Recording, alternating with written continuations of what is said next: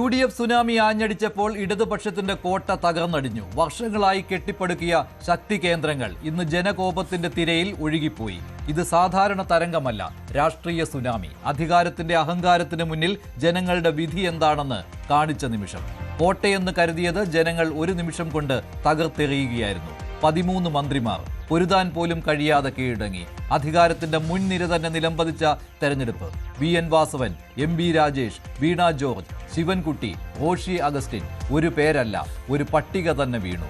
1 ഡസനിലേറെ മന്ത്രിമാർ തകർന്നു. പിണറായി വിജയൻ കഷ്ടിച്ച് രക്ഷപ്പെട്ട ഒരു ക്യാപ്റ്റൻ. ചുറ്റും മുഴുവൻ തകർച്ചയുടെ ദൃശ്യം. ഈ കപ്പൽ ആടി ഉലയുന്നത് അല്ല, തകർന്ന് കടലിൽ മുങ്ങുകയാണ്. കേരളം മുഴുവൻ ആ കാഴ്ച നോക്കി നിൽക്കുമ്പോൾ ഒരു ചോദ്യം മാത്രം: ഈ തകർച്ചയ്ക്ക് കാരണഭൂതൻ ആരാണ്? ഭരണത്തിന്റെ ദിശ തെറ്റിച്ച ക്യാപ്റ്റൻ, അഹങ്കാരത്തിന്റെ ഭാരം കപ്പലിനെ താഴ്ത്തിയ നേതാവ്. പിണറായി വിജയനല്ലാതെ മറ്റാര്? ഇതൊരു സാധാരണ വീഴ്ചയല്ല, നേതൃത്വത്തിന്റെ പരാജയം തുറന്നു കാട്ടുന്ന രാഷ്ട്രീയ ദുരന്തം.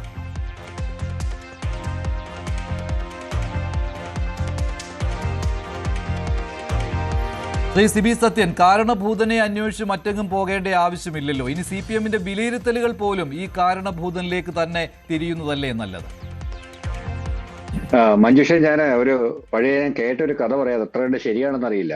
ഈ റഷ്യയില് ക്രൂഷ്ചേവിന്റെ കാലം വന്നപ്പോ ഒരു ദിവസം പാർട്ടിയുടെ ഒരു കമ്മിറ്റിയിൽ ക്രൂഷ്ചേവ് പറയുണ്ടായി, ഈ സ്റ്റാലിന്റെ കാലത്ത് ഒരുപാട് ഭീകരമായ സംഭവങ്ങൾ നടന്നു, അത് എതിർക്കേണ്ടതായിരുന്നു, അത് യഥാർത്ഥത്തിലെ കമ്മ്യൂണിസ്റ്റ് താല്പര്യങ്ങൾക്ക് നിരക്കുന്നതായിരുന്നില്ല എന്ന അഭിപ്രായം പറഞ്ഞു.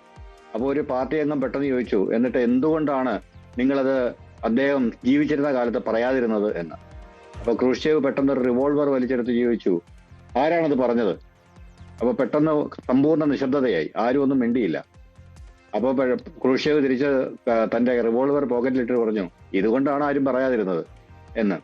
അപ്പൊ അതുപോലെ കേരളത്തിലെ ഒരു വലിയ പ്രശ്നം എന്ന് പറയുന്നത്, പിണറായി വിജയൻ ശരിക്കും പറഞ്ഞു കഴിഞ്ഞാൽ ഏറ്റവും വലിയ ആന്റി ഇൻകംബൻസി ഫാക്ടർ പിണറായി വിജയനാണ് എന്ന് കേരളത്തിലെ CPMലെ എല്ലാ മുതിർന്ന നേതാക്കൾക്കും എല്ലാ സഖ്യകക്ഷി നേതാക്കൾക്കും അറിയാമായിരുന്നു. കേരളത്തിലെ ഇന്ത്യയിലെ CPMന്റെ പോളിറ്റ് ബ്യൂറോയ്ക്ക് അറിയാമായിരുന്നു. എല്ലാ ഉന്നത നേതൃത്വത്തിനും അറിയാമായിരുന്നു. പക്ഷേ ഇത് പിണറായി വിജയനോട് പറയാനുള്ള ധൈര്യം ഈ കൂട്ടത്തിൽ ഒറ്റ ആൾക്ക് പോലും ഉണ്ടായില്ല. അതുകൊണ്ട് തന്നെയാണ് ആ പിണറായി വിജയൻ താൻ സ്വയം സൃഷ്ടിച്ച ഒരു മായാ ലോകത്ത് താനാണ് ജനങ്ങളുടെ ഏറ്റവും വലിയ സംരക്ഷകനെന്നും താനാണ് ഏറ്റവും വലിയ പുള്ളിംഗ് ഫാക്ടർ എന്നും വിശ്വസിച്ച് ജീവിച്ചു. അതിന് ചുറ്റും നിന്ന ആൾക്കാർ അതിന് വേണ്ടുന്ന എല്ലാ സപ്പോർട്ടുകളും കൊടുത്തു. സത്യം വിളിച്ചു പറയാൻ, രാജാവ് നഗ്നനാണ് എന്ന് വിളിച്ചു പറയാൻ CPMൽ ഒരാൾ പോലും ഉണ്ടായില്ല. ഈ തെരഞ്ഞെടുപ്പ് പരാജയത്തിന്റെ ഏറ്റവും ആദ്യത്തെ നടപടി എന്ന് പറയുന്നത് രാജാവ് നഗ്നനാണ് എന്ന് അനുയായികൾ പറഞ്ഞു തുടങ്ങുന്നതാണ്. അവിടുന്നാണ് ഇനി CPMന്റെ തിരിച്ചുവരവ് ഞാൻ പ്രതീക്ഷിക്കുന്നത്. കാരണം ഈ കഴിഞ്ഞ 1998 അതെ, അപ്പം ഇതുപോലെ ഞാൻ നമ്മൾ നേരത്തെ പറഞ്ഞു വന്നതിന്റെ തുടർച്ചയായിട്ട് ഞാൻ പറഞ്ഞുതരാം. കണ്ണൂര് ഏറ്റവും കൂടുതൽ ഈ പറഞ്ഞ ഏകാധിപത്യ പ്രവണത അങ്ങേയറ്റം കാണിച്ചത് കൊണ്ടാണ് ഇത്രയും റെബലുകൾ അവിടെ ഉണ്ടായത്. നമ്മൾ ആലപ്പുഴ ജില്ലയിലേക്ക് വന്നു കഴിഞ്ഞാൽ ആലപ്പുഴ ജില്ലയിൽ G. സുധാകരന്റെ സീറ്റ് വേണമെന്ന് പോലും ഉണ്ടായിരുന്നില്ല. അദ്ദേഹത്തിനെ വളരെ ക്രൂരമായി അപമാനിച്ചതിന്റെ ഫലമായിട്ടാണ് അദ്ദേഹം അവിടെ ഒരു സ്ഥാനാർത്ഥിയായിട്ട് മത്സരിക്കാൻ തീരുമാനിച്ചത്. ആ അപമാനം ഉണ്ടായിരുന്നില്ല എന്ന് നോക്കുക, ഒരുപക്ഷെ ആലപ്പുഴയുടെ ഫലം ഇത്ര ഭീകരമാവില്ലായിരുന്നു. ഒരുപക്ഷെ ആലപ്പുഴയും അമ്പലപ്പുഴയും കായംകുളവും ഒക്കെ ഒന്നിച്ച്, അല്ലെ അരൂരും ഒക്കെ ഒന്നിച്ച് വീഴുന്ന ഒരവസ്ഥ ചിലപ്പോൾ ഉണ്ടാവത്തില്ല. ചിലപ്പോൾ 2 എണ്ണത്തിനെങ്കിലും സേവ് ചെയ്യാൻ CPMന് കഴിയുമായിരുന്നു. ഇത് മനഃപൂർവ്വം അതിഭീകരമായിട്ടൊരു മനുഷ്യനെ, ആ പാർട്ടിയിൽ കഴിഞ്ഞ 75 വർഷം സേവനമനുഷ്ഠിച്ച ഒരാളിനെ മന്ത്രിയായിട്ടും പാർട്ടി സെക്രട്ടറി ആയിട്ടും ഒക്കെ ഉന്നത അധികാരത്തിലിരുന്ന ഒരാളിനെ അതിക്രൂരമായിട്ട് അതിനുശേഷം വന്ന തലമുറ അപമാനിച്ച് അദ്ദേഹത്തിനെ വീണ്ടും ഒരു മുറിവേറ്റ സിംഹമാക്കി മത്സരരംഗത്തിറക്കിയതിന്റെ ഫലമായിട്ടാണ് ആലപ്പുഴ സമ്പൂർണ്ണമായിട്ട്, അതായത് 2-3 സീറ്റുകൾ ഒഴിച്ചാൽ ചേർത്തലയും മാവേലിക്കരയും ചെങ്ങന്നൂരും ഒഴിച്ച് ബാക്കി ആലപ്പുഴ ജില്ല ഒലിച്ചു പോകുന്നതിന് പിന്നിൽ ഏറ്റവും പ്രധാനപ്പെട്ട കാരണം G. സുധാകരന്റെ സാന്നിധ്യം തന്നെയാണ് എന്ന കാര്യത്തിൽ യാതൊരു സംശയവും വേണ്ട. ആ G. സുധാകരന്റെ സാന്നിധ്യം എങ്ങനെ ഉണ്ടായി എന്ന് ചോദിച്ചു കഴിഞ്ഞാൽ പിണറായി വിജയൻ മുതൽ MV ഗോവിന്ദൻ വരെയുള്ള ഉന്നത നേതൃത്വം അദ്ദേഹത്തെ പേഴ്സണലായിട്ട് അപമാനിക്കാൻ മുന്നിട്ടിറങ്ങിയതിന്റെ ഫലമായിട്ടാണ് അങ്ങനെ വിഷയം ഉണ്ടായത്. അപ്പം CPMന്റെ അധികാര പ്രമത്തത എന്ന് പറയുന്നത് 3-4 വ്യക്തികളിലേക്ക് ചുരുങ്ങുകയും ഒരു കോക്കസിലേക്ക് മാത്രമായി മാറുകയും ഉൾപാർട്ടി ജനാധിപത്യം എന്ന് പറയുന്ന ഒരു കോക്കസിന്റെ മാത്രം കൽപ്പനകളാവുകയും ചെയ്യുന്ന ഒരു സാമൂഹിക അന്തരീക്ഷം, രാഷ്ട്രീയ അന്തരീക്ഷം CPMൽ രൂപപ്പെട്ടു. അതിനെ ചോദ്യം ചെയ്യാനോ ആ കോക്കസിനെ പൊളിച്ചു കളയാനോ CPMന് കഴിഞ്ഞില്ല. അത് 1-2 ദിവസം പ്രവർത്തനം കൊണ്ടല്ല. പിണറായി വിജയൻ പാർട്ടി സെക്രട്ടറി ആയിട്ട് അകത്ത് കടന്നത് മുതൽ അന്ന് VS അച്യുതാനന്ദൻ ഗ്രൂപ്പിനെ ഓരോന്നോരോന്നായിട്ട് ചവിട്ടി ഒതുക്കി പാർട്ടിയെ സ്വന്തം കൈപ്പിടിയിലാക്കുന്ന ഒരു 16 വർഷത്തെ പ്രോസസ്സിനകത്താണ് ഇതെല്ലാം സംഭവിച്ചത്. ഇന്ന് നമ്മൾ നോക്കിക്കഴിഞ്ഞാൽ CPM-ന്റെ ഏരിയ കമ്മിറ്റി സെക്രട്ടറിമാർ എന്താ പറയുന്നത്, സ്വന്തമായി വലിയ ബിസിനസ്സുകൾ നടത്തുകയും വലിയ ഡീലുകൾ ചെയ്യുകയൊക്കെ ചെയ്യുന്ന ആൾക്കാരായി മാറിക്കഴിഞ്ഞു. അതുകൊണ്ട് തന്നെയാണ് ഒരു പക്ഷേ ഈ പറഞ്ഞ നമ്മുടെ പ്രളയകാലത്ത് ഓമനക്കുട്ടൻ എന്ന ഓട്ടോ ഡ്രൈവർ ഒരു വലിയ പ്രതീകമായിട്ട് കൊണ്ടാടപ്പെട്ടത്. അത്തരമുള്ള മനുഷ്യർ ആ പാർട്ടിയിൽ അസ്തമിച്ചു പോയത് കൊണ്ടാണ്. അല്ലെങ്കിൽ അത്തരമുള്ള മനുഷ്യർ ഇനിയും ബാക്കിയുണ്ട് എന്ന് പ്രവർത്തകരെ ബോധ്യപ്പെടുത്താനുള്ള ശ്രമത്തിന്റെ ഭാഗമായിട്ടാണ് ഇപ്പോഴും ആൾക്കാർ ഓമനക്കുട്ടനെ പറ്റി പറയുന്നത്. ഓമനക്കുട്ടൻ എന്ന് പറയുന്ന ഒരു LC സെക്രട്ടറിയെ പറ്റി, ഒരു ഓട്ടോറിക്ഷയ്ക്ക് പിരിവ് കൊടുക്കാൻ ഷെയർ വാങ്ങിച്ച ഒരു LC സെക്രട്ടറി ഒരു വലിയ പ്രതീകമായിട്ട് നിന്നത്. കാരണം അത്തരം പ്രതീകങ്ങൾ സമ്പൂർണ്ണമായിട്ട് ഈ കഴിഞ്ഞ 28 വർഷത്തിനിടയിൽ 98 മുതൽ ഇന്ന് വരെയുള്ള 2026 വരെയുള്ള കാലഘട്ടത്തിനിടയിൽ നഷ്ടപ്പെട്ടു പോയിരുന്നു. അപ്പൊ ആ ഒരു വലിയ ഒരു കാലഘട്ടം, അപജയത്തിന്റെ ഒരു വലിയ 28 വർഷങ്ങളുണ്ട്. ഇതിനകത്ത് 2 തവണ അധികാരത്തിൽ വന്ന പിണറായി വിജയൻ മഹാനാണോ അല്ലയോ എന്നുള്ള ചോദ്യങ്ങൾ അവിടെ ഇരിക്കട്ടെ. അതിനു മുമ്പ് നമ്മൾ ഈ ഒരു CPM-ന്റെ അപജയം, കാരണം ഞാൻ ഈ CPM-നെ പറ്റി പറയുന്ന ചില ആൾക്കാർ പറയുന്നില്ല, നിങ്ങളാരും CPM-നെ കുറിച്ച് ഓർത്ത് വേദനിക്കേണ്ട, അത് ഞങ്ങൾ കൈകാര്യം ചെയ്തോളാമെന്നാണ് അവരുടെ ഒരു പൊതുവായിട്ട് അവർ പറയുന്നത്. പക്ഷേ ഞാനിപ്പോഴും വിശ്വസിക്കുന്നത് കേരളത്തിന്റെ സാമൂഹ്യ ക്രമത്തിൽ CPM ഒരു വലിയ പങ്ക് വഹിക്കുന്നുണ്ട്. CPM അതിന്റെ ധാർമ്മികതയുടെയും അതിന്റെ എന്താ പറയുന്നത് ഒരു സാമൂഹ്യ രീതിയുടെയും കാവൽക്കാരനായിട്ട് നിൽക്കുന്നുണ്ട്. കേരളത്തിലെ എല്ലാ മനുഷ്യരും അടിസ്ഥാനപരമായി ഇടതുപക്ഷക്കാരാണ്. കേരളത്തിലെ എല്ലാ മനുഷ്യരും ജനിച്ചു വീഴുന്ന ഇടതുപക്ഷക്കാരാണ്. ആ ഒരു സ്റ്റാൻഡേർഡ് ഫിക്സ് ചെയ്തത് CPM ആണ്. ആ CPM-ന്റെ അപജയം എന്ന് പറയുന്നത് CPM-ന്റെ മാത്രം അപജയമല്ല, കേരളീയ സമൂഹത്തിന്റെ മൊത്തത്തിലുള്ള അപജയമാണ്. അതുകൊണ്ടാണ് ശ്രീ M. ജയചന്ദ്രൻ എന്നിവരും ചേരുകയാണ്. ശ്രീ പണിക്കർ, ഇതിന് കാരണഭൂതൻ, ഈ തോൽവിക്ക് കാരണഭൂതൻ മറ്റ് ആരുമല്ല, പിണറായി വിജയൻ തന്നെയാണ്. അദ്ദേഹം തന്നെ ഏറ്റെടുക്കേണ്ട ഒരു ഉത്തരവാദിത്തമാണിത്. സംശയമില്ലല്ലോ ഇക്കാര്യം? തീർച്ചയായിട്ടും സംശയമില്ല. കാരണം മുഖ്യമന്ത്രി മുന്നിൽ നിന്ന് നയിച്ച ഒരു തെരഞ്ഞെടുപ്പാണ് ഇപ്പോൾ നമ്മൾ കണ്ടത്. അതിൻ്റെ പ്രചരണത്തിലെ ഒരേ ഒരു സ്റ്റാർ ക്യാമ്പയിനർ CPM-ന്റെ ഭാഗത്തു നിന്ന്, അല്ലെങ്കിൽ മൊത്തത്തിൽ ഇടതുപക്ഷത്തിന്റെ ഭാഗത്തു നിന്ന് അദ്ദേഹം മാത്രമായിരുന്നു. അതുകൊണ്ട് തന്നെയാണ് കേരളത്തിൽ അങ്ങോളം ഇങ്ങോളം നിരന്നു നിൽക്കുന്ന ഹോർഡിങ്ങുകൾ കാണുമ്പോൾ ഇപ്പം നമുക്ക് ചിരി വരുന്നത്. ഇനി ഇതാരാണ് ഇതൊക്കെ എടുത്ത് മാറ്റാൻ പോകുന്നത്, മറ്റാരുണ്ട് LDF അല്ലാതെ എന്ന രീതിയിലത്തേക്കുള്ള ഒരു ജനാധിപത്യ വിരുദ്ധമായിട്ടുള്ള മുദ്രാവാക്യം വെച്ചുകൊണ്ട് ഒരു തരത്തിലുള്ള ജനാധിപത്യ സ്വഭാവവും ആ ഹോർഡിങ്ങിലെ സന്ദേശങ്ങളിൽ ഇല്ലാതെ ഒരു വ്യക്തി മാത്രമാണ് കേരളത്തിലുള്ള എല്ലാ നേട്ടങ്ങളും സമ്പാദിച്ചത്, അത് നമുക്ക് സമ്മാനിച്ചത് എന്നൊക്കെയുള്ള ഒരു നറേറ്റീവ് സൃഷ്ടിച്ചുകൊണ്ട് അദ്ദേഹത്തിന്റെ തല, അദ്ദേഹത്തിന്റെ ഫുൾ ഫിഗർ എന്നത് മാത്രമാണ് ഇവിടെ നമ്മൾ ഈ ഹോർഡിങ്ങുകളിലെല്ലാം തന്നെ കണ്ടത്. അപ്പോൾ നമ്മളൊന്ന് ആലോചിച്ച് നോക്കിക്കഴിഞ്ഞാൽ ഒരു ഭരണം എന്ന് പറയുന്നത് ഒരു കൂട്ടായ്മയാണ്. ആ കൂട്ടായ്മയിൽ CPM ഉണ്ട്, CPI ഉണ്ട്, അവരുടെ മറ്റ് സഖ്യകക്ഷികളുണ്ട്. അപ്പോൾ ഇവരുടെ എല്ലാവരുടെയും തന്നെ കോൺട്രിബ്യൂഷൻസ് നിയമനിർമ്മാണമായിട്ട് വരുന്നു. അത് ജനോപകാരപ്രദമായിട്ടുള്ള നയങ്ങളായിട്ട് മാറുന്നു. അങ്ങനെയുള്ള സമയത്ത് ഏതെങ്കിലും ഒരു സന്ദേശം ഒരു ഹോർഡിങ്ങിൽ കൊണ്ടുവരുന്ന സമയത്ത് അത് ഏത് വകുപ്പിൽപ്പെട്ട ഒരു നേതാവിന്റെ കോൺട്രിബ്യൂഷനാണ്, അല്ലെങ്കിൽ ആ വകുപ്പിനെ പ്രതിനിധീകരിക്കുന്ന മന്ത്രി ആരാണ്, അവരുടെ ചിത്രം കൂടി ആ ഹോർഡിങ്ങിനൊപ്പം ഉപയോഗിച്ചിരുന്നുവെങ്കിൽ അതിലൊരു ജനാധിപത്യ സ്വഭാവം ഉണ്ടാകുമായിരുന്നു.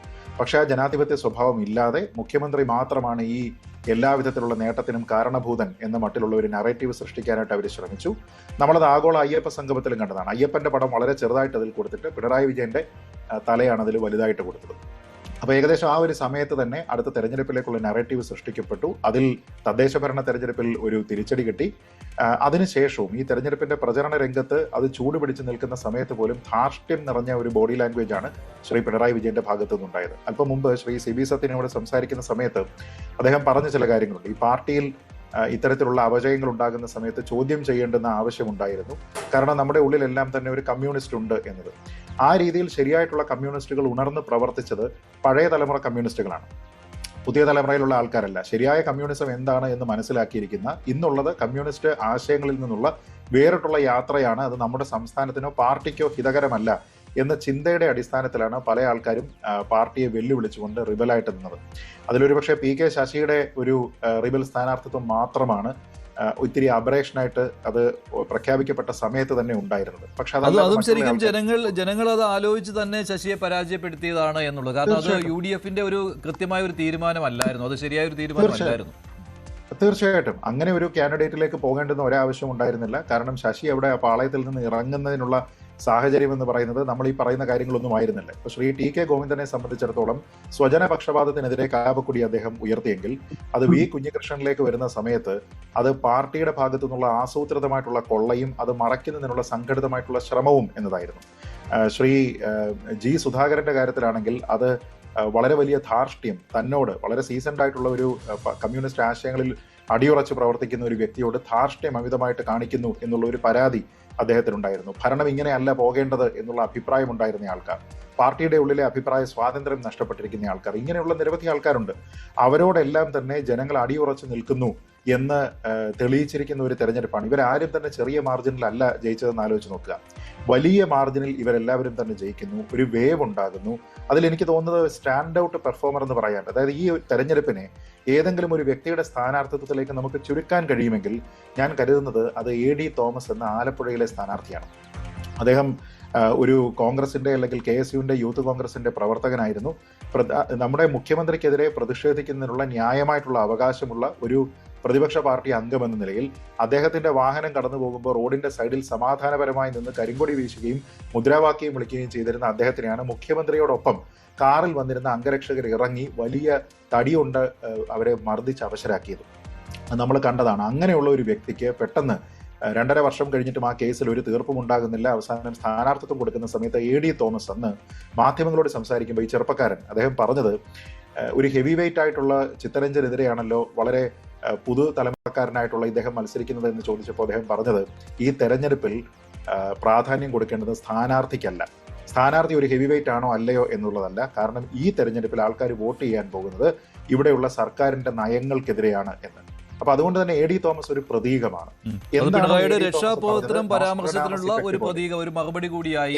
അതിൽ രക്ഷാപ്രവർത്തനം മാത്രമല്ല, അതിൽ അമിതാധികാര പ്രവണതയുണ്ട്, അധികാര ദുർവിനിയോഗമുണ്ട്. അങ്ങനെ ഈ സർക്കാരുമായി ബന്ധപ്പെട്ട എന്തൊക്കെ കാര്യങ്ങൾ പറയാമോ അങ്ങനെയുള്ള എല്ലാ കാര്യങ്ങളും അതിൽ നിഴലിച്ച് കാണുന്നുണ്ട് എന്നുള്ളത് നമ്മൾ കണ്ടതാണ്.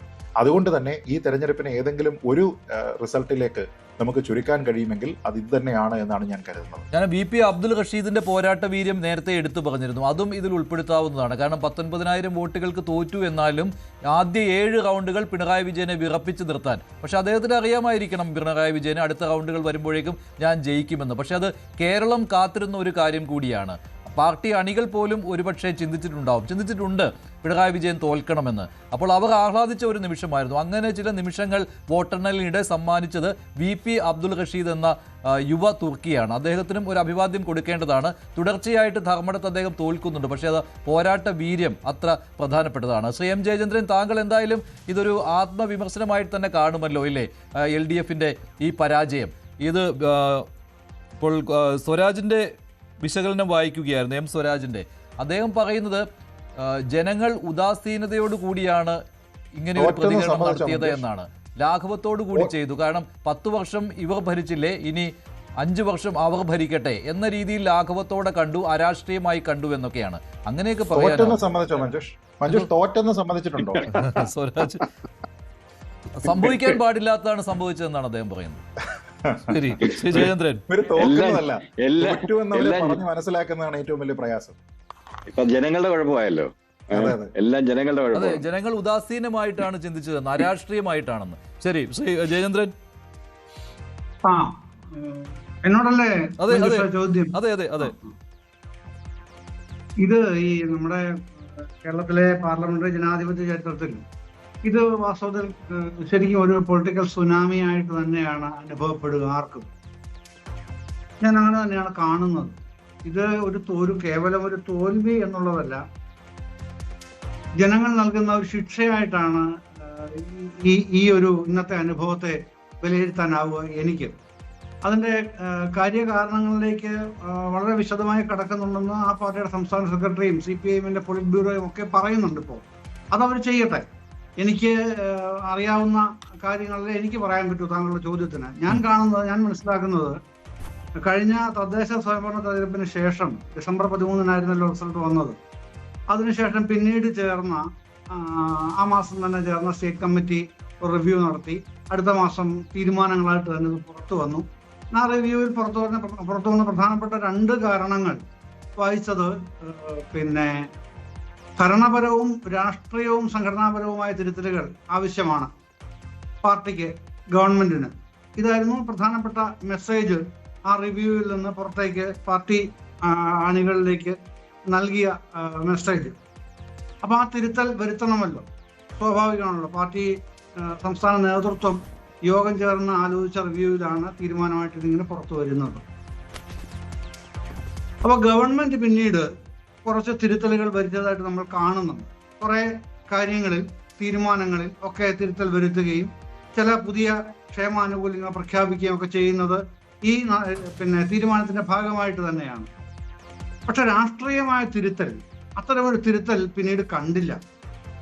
ആ രാഷ്ട്രീയമായ തിരുത്തൽ എന്ന് പറയുമ്പോൾ പ്രധാനമായിട്ടും ആ ഘട്ടത്തിൽ ഉണ്ടായിരുന്ന വിലയിരുത്തപ്പെട്ടത് ശബരിമല ഇഷ്യൂ ഒന്ന്. ആ ശബരിമല ഇഷ്യൂവിലെ വിവിധ വിഷയങ്ങളുണ്ട്. അതല്ല ഇവിടെ പറയാൻ ചുരുങ്ങിയ സമയത്ത് ഞാൻ പറയുന്നില്ല. പൊതുവിൽ അതിനെ ന്യായീകരിക്കുകയായിരുന്നുവല്ലോ. അല്ല, ഈ വിഷയങ്ങൾ ഉയർത്തിക്കാട്ടിയതാണ്, മാധ്യമങ്ങൾ ഉയർത്തിക്കാട്ടിയതാണ്, വിമർശകർ ഉയർത്തിക്കാട്ടിയതാണ്. പക്ഷേ ഇതൊക്കെ ഞങ്ങൾ ചെയ്യും എന്ന് പറഞ്ഞുകൊണ്ട് അതിനെയൊക്കെ തമസ്കരിക്കുകയായിരുന്നുവല്ലോ ചെയ്തത്. അതിന്റെ ഫലം കൂടിയാണല്ലോ ഇപ്പോൾ വന്നിരിക്കുന്നത്. അതെ മഞ്ജുഷ്, ഞാൻ അതിലേക്കാണ് വരുന്നത്. അപ്പോൾ ഈ രാഷ്ട്രീയമായ തിരുത്തൽ എന്ന് പറയുന്നത് ശബരിമലയുടെ കാര്യത്തിൽ വന്നു. ഞാൻ തന്നെ ന്യൂസ് 8 ചർച്ചയിലടക്കം മറ്റു പല ചർച്ചകളിലും സ്ത്രീത്വം ഉണ്ടായിരുന്ന ചർച്ചകളിലൊക്കെ പ്രധാനമായിട്ട് വന്ന ശബരിമലയുമായി ബന്ധപ്പെട്ട ചർച്ചകളിലൊക്കെ ഉയർന്നു വന്ന ഒരു ചോദ്യം ശ്രീയുക്തൻ എന്നോട് ചോദിച്ചിട്ടുള്ളതാണ്, എന്തുകൊണ്ട് പത്മകുമാറിനെതിരെ നടപടി ഉണ്ടാകുന്നില്ല? രാഷ്ട്രീയമായ ചോദ്യമാണ്. രാഷ്ട്രീയമായ തിരുത്തലിന് വരേണ്ട, അതിൻ്റെ അകത്ത് വരേണ്ട ഒരു മെയിൻ ഫാക്ടറുമാണ് അത്തരത്തിലുള്ള കാര്യങ്ങൾ. അത് വരുന്നില്ല. CMR-ലുമായിട്ട് ബന്ധപ്പെട്ടുള്ള വിഷയങ്ങൾ, അത്തരം കാര്യങ്ങളൊക്കെ വരുന്നുണ്ട്. പിന്നീടാണ് ജി സുധാകരൻ പറയുന്ന പൊളിറ്റിക്കൽ ക്രിമിനലിസം വരുന്നത്. അതിന് പിന്നാലെയാണ് കുഞ്ഞികൃഷ്ണൻ പറയുന്ന നെപ്പോട്ടിസം വരുന്നത്. ഇത്തരം പ്രശ്നങ്ങളൊക്കെ ഉണ്ടാക്കിയിട്ടുള്ള സാമൂഹ്യമായ ഒരു ഈ വിരക്തിയുണ്ട്. പാർട്ടി ഘടനയോട് തന്നെ ഉണ്ടായ വിരക്തി. ആർക്കാണ് ആ വിരക്തി ഉണ്ടായതെന്ന് കൂടെ ശ്രദ്ധിക്കേണ്ടതാണ്. അതുണ്ടാവുന്നത് പാർട്ടി അണികൾക്കും അനുഭാവികൾക്കും മാത്രമല്ല, പാർട്ടി പ്രവർത്തകർക്ക് തന്നെയാണ്. അതാണ് പ്രധാനപ്പെട്ട സംഗതി. അപ്പോൾ ഇത് UDF സുനാമിയോ അല്ലെങ്കിൽ UDF തരംഗമോ അല്ല, പിണറായി വിരുദ്ധതയാണ് സംഭവിച്ചിരിക്കുന്നത്. അപ്പോൾ അത് പാർട്ടി അണികൾ തന്നെ ഒരു ഷോക്ക് ട്രീറ്റ്മെന്റ് നൽകുകയായിരുന്നു അല്ലേ? അത് ഞാനൊന്ന് പൂർത്തിയാക്കട്ടെ മഞ്ജുഷേ, ഞാൻ അങ്ങനെയല്ല പറഞ്ഞത്. ഇത് പിണറായി വിരുദ്ധതയാണ് എന്നുള്ള ഒറ്റ ഫോക്കസിലേക്ക് കൊണ്ടുപോകാനല്ല ഞാനിത് പറഞ്ഞത്. പിണറായി വിരുദ്ധതയാണെന്നുണ്ടെങ്കിൽ ഗവൺമെന്റിന് കറക്റ്റ് ചെയ്യാൻ കഴിയില്ല. ഈ തിരുത്തൽ വരുത്തണമെന്ന് പറഞ്ഞത് ഭരണപരമായും രാഷ്ട്രീയ സംഘടനാപരമായിട്ടുമാണ്. അപ്പോൾ ഭരണപരമായ തിരുത്തൽ ഗവൺമെന്റ് തന്നെയാണ് വരുത്തേണ്ടത്. അതാണ് ഞാൻ പറഞ്ഞത്.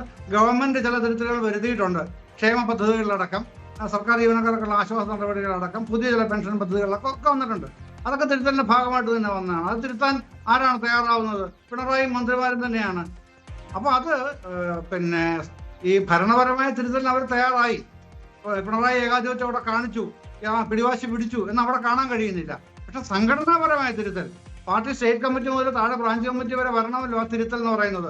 ആ തിരുത്തൽ എവിടെ പോയി? അതാണ് ഞാൻ ചോദിക്കുന്നത്. ഒരുപക്ഷെ ഇവർ മാറി നിന്നിരുന്നുവെങ്കിൽ, ഈ മാറി നിന്നിരുന്നുവെങ്കിൽ ഇത്രയും വലിയ ആഘാതം ഒഴിവാക്കാമായിരുന്നു. കുറച്ചുപേരെങ്കിലും മാറി നിന്നായിരുന്നുവെങ്കിൽ ഇത് ഒഴിവാക്കാമായിരുന്നു. അങ്ങനെ ഒരു തീരുമാനം എടുത്തില്ല. അവിടെ അതും ഒരു ഏകാധിപത്യപരമായ ഒരു സമീപനം തന്നെയായിരുന്നു. തിരുത്താൻ വന്നവരെ അത് തിരുത്തിക്കാൻ സമ്മതിച്ചുമില്ല. അല്ല, ആര് മാറി നിന്നാണോ മഞ്ജുഷ് ഉദ്ദേശിച്ചത്? ഇവൻ ഇപ്പൊ പിണറായി വിജയൻ തന്നെ, അദ്ദേഹത്തിന് വേണമെങ്കിൽ മാറി നിൽക്കാമായിരുന്നു. ഇത്രയും വലിയ സുനാമി ആഞ്ഞടിക്കുമെന്നുള്ള ഒരു മുൻകൂട്ടിയുള്ള ധാരണ ഇല്ലാത്ത ആളാണോ പിണറായി വിജയനെ പോലെയുള്ള രാഷ്ട്രീയ നേതാവ്?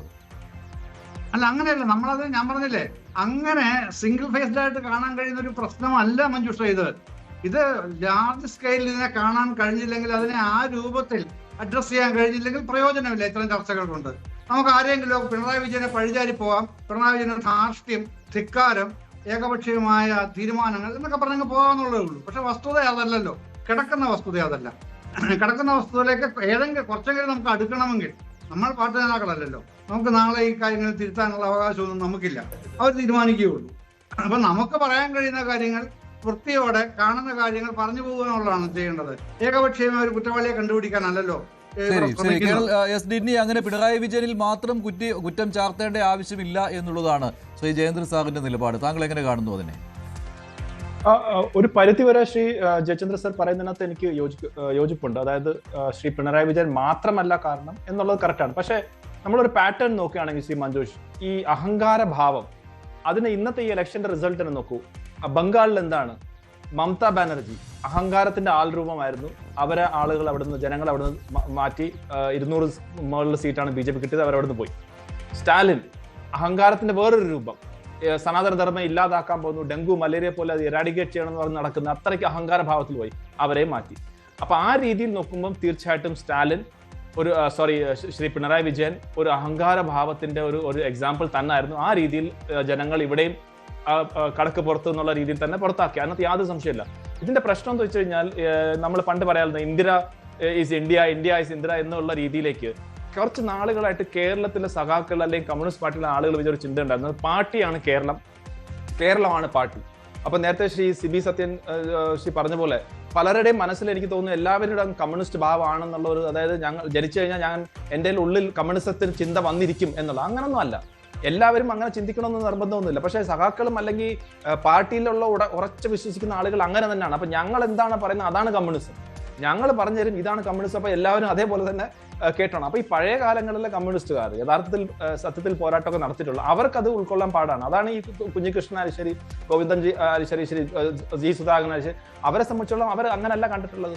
അവർ 10-60-70 വർഷമായിട്ട് അവർ നേരിട്ടുള്ള പോരാട്ടങ്ങളും അവർ നടത്തിയ ത്യാഗങ്ങളും അങ്ങനല്ലായിരുന്നു. അപ്പൊ ആ രീതിയിൽ വന്നപ്പോഴാണ് ഈ ഒരു ധാർഷ്ട്യം, അതായത് സർക്കാരിന്റെ എല്ലാ രീതിയിലും മാറ്റിക്കൊണ്ട് ഇപ്പൊ ശബരിമല ഇഷ്യൂ, അത് ഒരു ധാർഷ്ട്യത്തിന്റെ ലക്ഷണമല്ലായിരുന്നോ? അതായത് നമ്മുടെ വിശ്വാസങ്ങളെ തകർത്തുകൊണ്ടാണ് അവർ മുന്നോട്ട് പോയത്. ഇപ്പൊ എന്താ പറ്റി? അവിടുന്ന് ഒരു യൂ ടേൺ വന്നു. ഇതേപോലെ എത്ര പദ്ധതികൾ ഇപ്പൊ കേരളയിൽ എങ്ങനെയായിരുന്നു മഞ്ഞക്കുറ്റി കൊണ്ട് ഓരോ വീട്ടുകളിലും കൊണ്ടിട്ടത്, അവിടെ ഒരു തിരിച്ചടിയായപ്പോൾ തിരിച്ച് വീണ്ടും മാറ്റി. അപ്പൊ ഇങ്ങനെ ഉള്ള ഓരോ പദ്ധതി, ഓരോ പോളിസി, ഓരോ കാര്യങ്ങൾ, ചെറിയ ആക്ഷൻ തൊട്ട് വലിയ രീതിയിലുള്ള പോളിസി മേലും ഈ ഒരു ധാർഷ്ട്യം ഉണ്ടായിരുന്നു. അതിന്റെ ചുക്കാൻ പിടിച്ചത് ക്യാപ്റ്റൻ തന്നെ ആയിരുന്നു. അതിനകത്ത് യാതൊരു സംശയമില്ല. ആ ക്യാപ്റ്റന്റെ ഒരു പങ്ക് നമുക്ക് തള്ളിക്കളയാൻ പറ്റത്തില്ല. പക്ഷെ ഇത് മൊത്തത്തിൽ CPM എന്നുള്ള അല്ലെങ്കിൽ കമ്മ്യൂണിസ്റ്റ് പാർട്ടി എന്നുള്ള നിലയിൽ, അതിനകത്ത് CPI എന്ന് ഞാൻ ഇത്ര പറയുന്നില്ല, CPM-ന്റെ തന്നെയാണ് ഏറ്റവും വലിയ റോള്. കാരണം അവരായിരുന്നു ഇതിന് നേതൃത്വം കൊടുത്തിട്ടുള്ളത്. പലപ്പോഴും CPI പോലും അതിനെ എതിർത്തൊക്കെ സംസാരിക്കും, പക്ഷെ അവർക്ക് അവിടെ വോയിസ് ഇല്ലായിരുന്നു. അങ്ങനെയുള്ള ഒരു ധാർഷ്ട്യമാണ് ആളുകൾ ഇന്ന് ഇതിനെ പുറത്താക്കിയത്. അതായത് ആന്റി CPM വോട്ട് ആയിരുന്നു ഇവിടെ വോട്ട് ചെയ്തത്, അല്ലാതെ UDF-നെ അനുകൂലിച്ചല്ലായിരുന്നു. ഒരു തരംഗമായിരുന്നില്ല ഇത്. സർക്കാർ വിരുദ്ധത അല്ലെങ്കിൽ പിണറായി വിരുദ്ധതയായിരുന്നു. ഇപ്പോൾ ശ്രീ GV ഹരി, കോൺഗ്രസ് നേതാവ് കൂടി ചേരുകയാണ്. ശ്രീ GV ഹരി, താങ്കൾ കോൺഗ്രസിന്റെ വാർ റൂമിന്റെ ചുമതല ഉണ്ടായിരുന്ന ആളാണല്ലോ. ഇത്രയും വലിയ വിജയം പ്രതീക്ഷിച്ചിരുന്നു?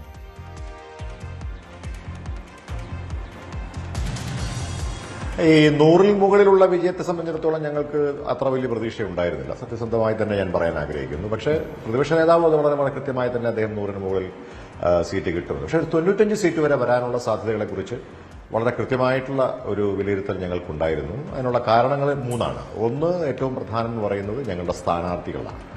അത് നിങ്ങൾക്കറിയാവുന്ന പോലെ ഓരോ ജില്ലയിലും നമ്മളെടുത്ത് പരിശോധിച്ച് കഴിഞ്ഞാൽ, ഇപ്പോൾ ധർമ്മടത്ത് തന്നെ ഞങ്ങൾക്ക് 6 റൗണ്ടുകളിൽ കേരളത്തിന്റെ 16 വർഷക്കാലം CPM-ന്റെ ജനറൽ സെക്രട്ടറി ആയിരുന്ന ശ്രീ പിണറായി വിജയനെ, 10 വർഷക്കാലം കേരളത്തിന്റെ മുഖ്യമന്ത്രിയായിരുന്ന പിണറായി വിജയനെ 6 റൗണ്ടിൽ പിന്നാക്കം കൊണ്ടുപോകാൻ കഴിയുന്ന തരത്തിലുള്ള ചെറുപ്പക്കാരായിരുന്നു ഓരോ സ്ഥലത്തെയും ഞങ്ങളുടെ തുറുപ്പ് ചീട്ട് എന്ന് പറയുന്നത്.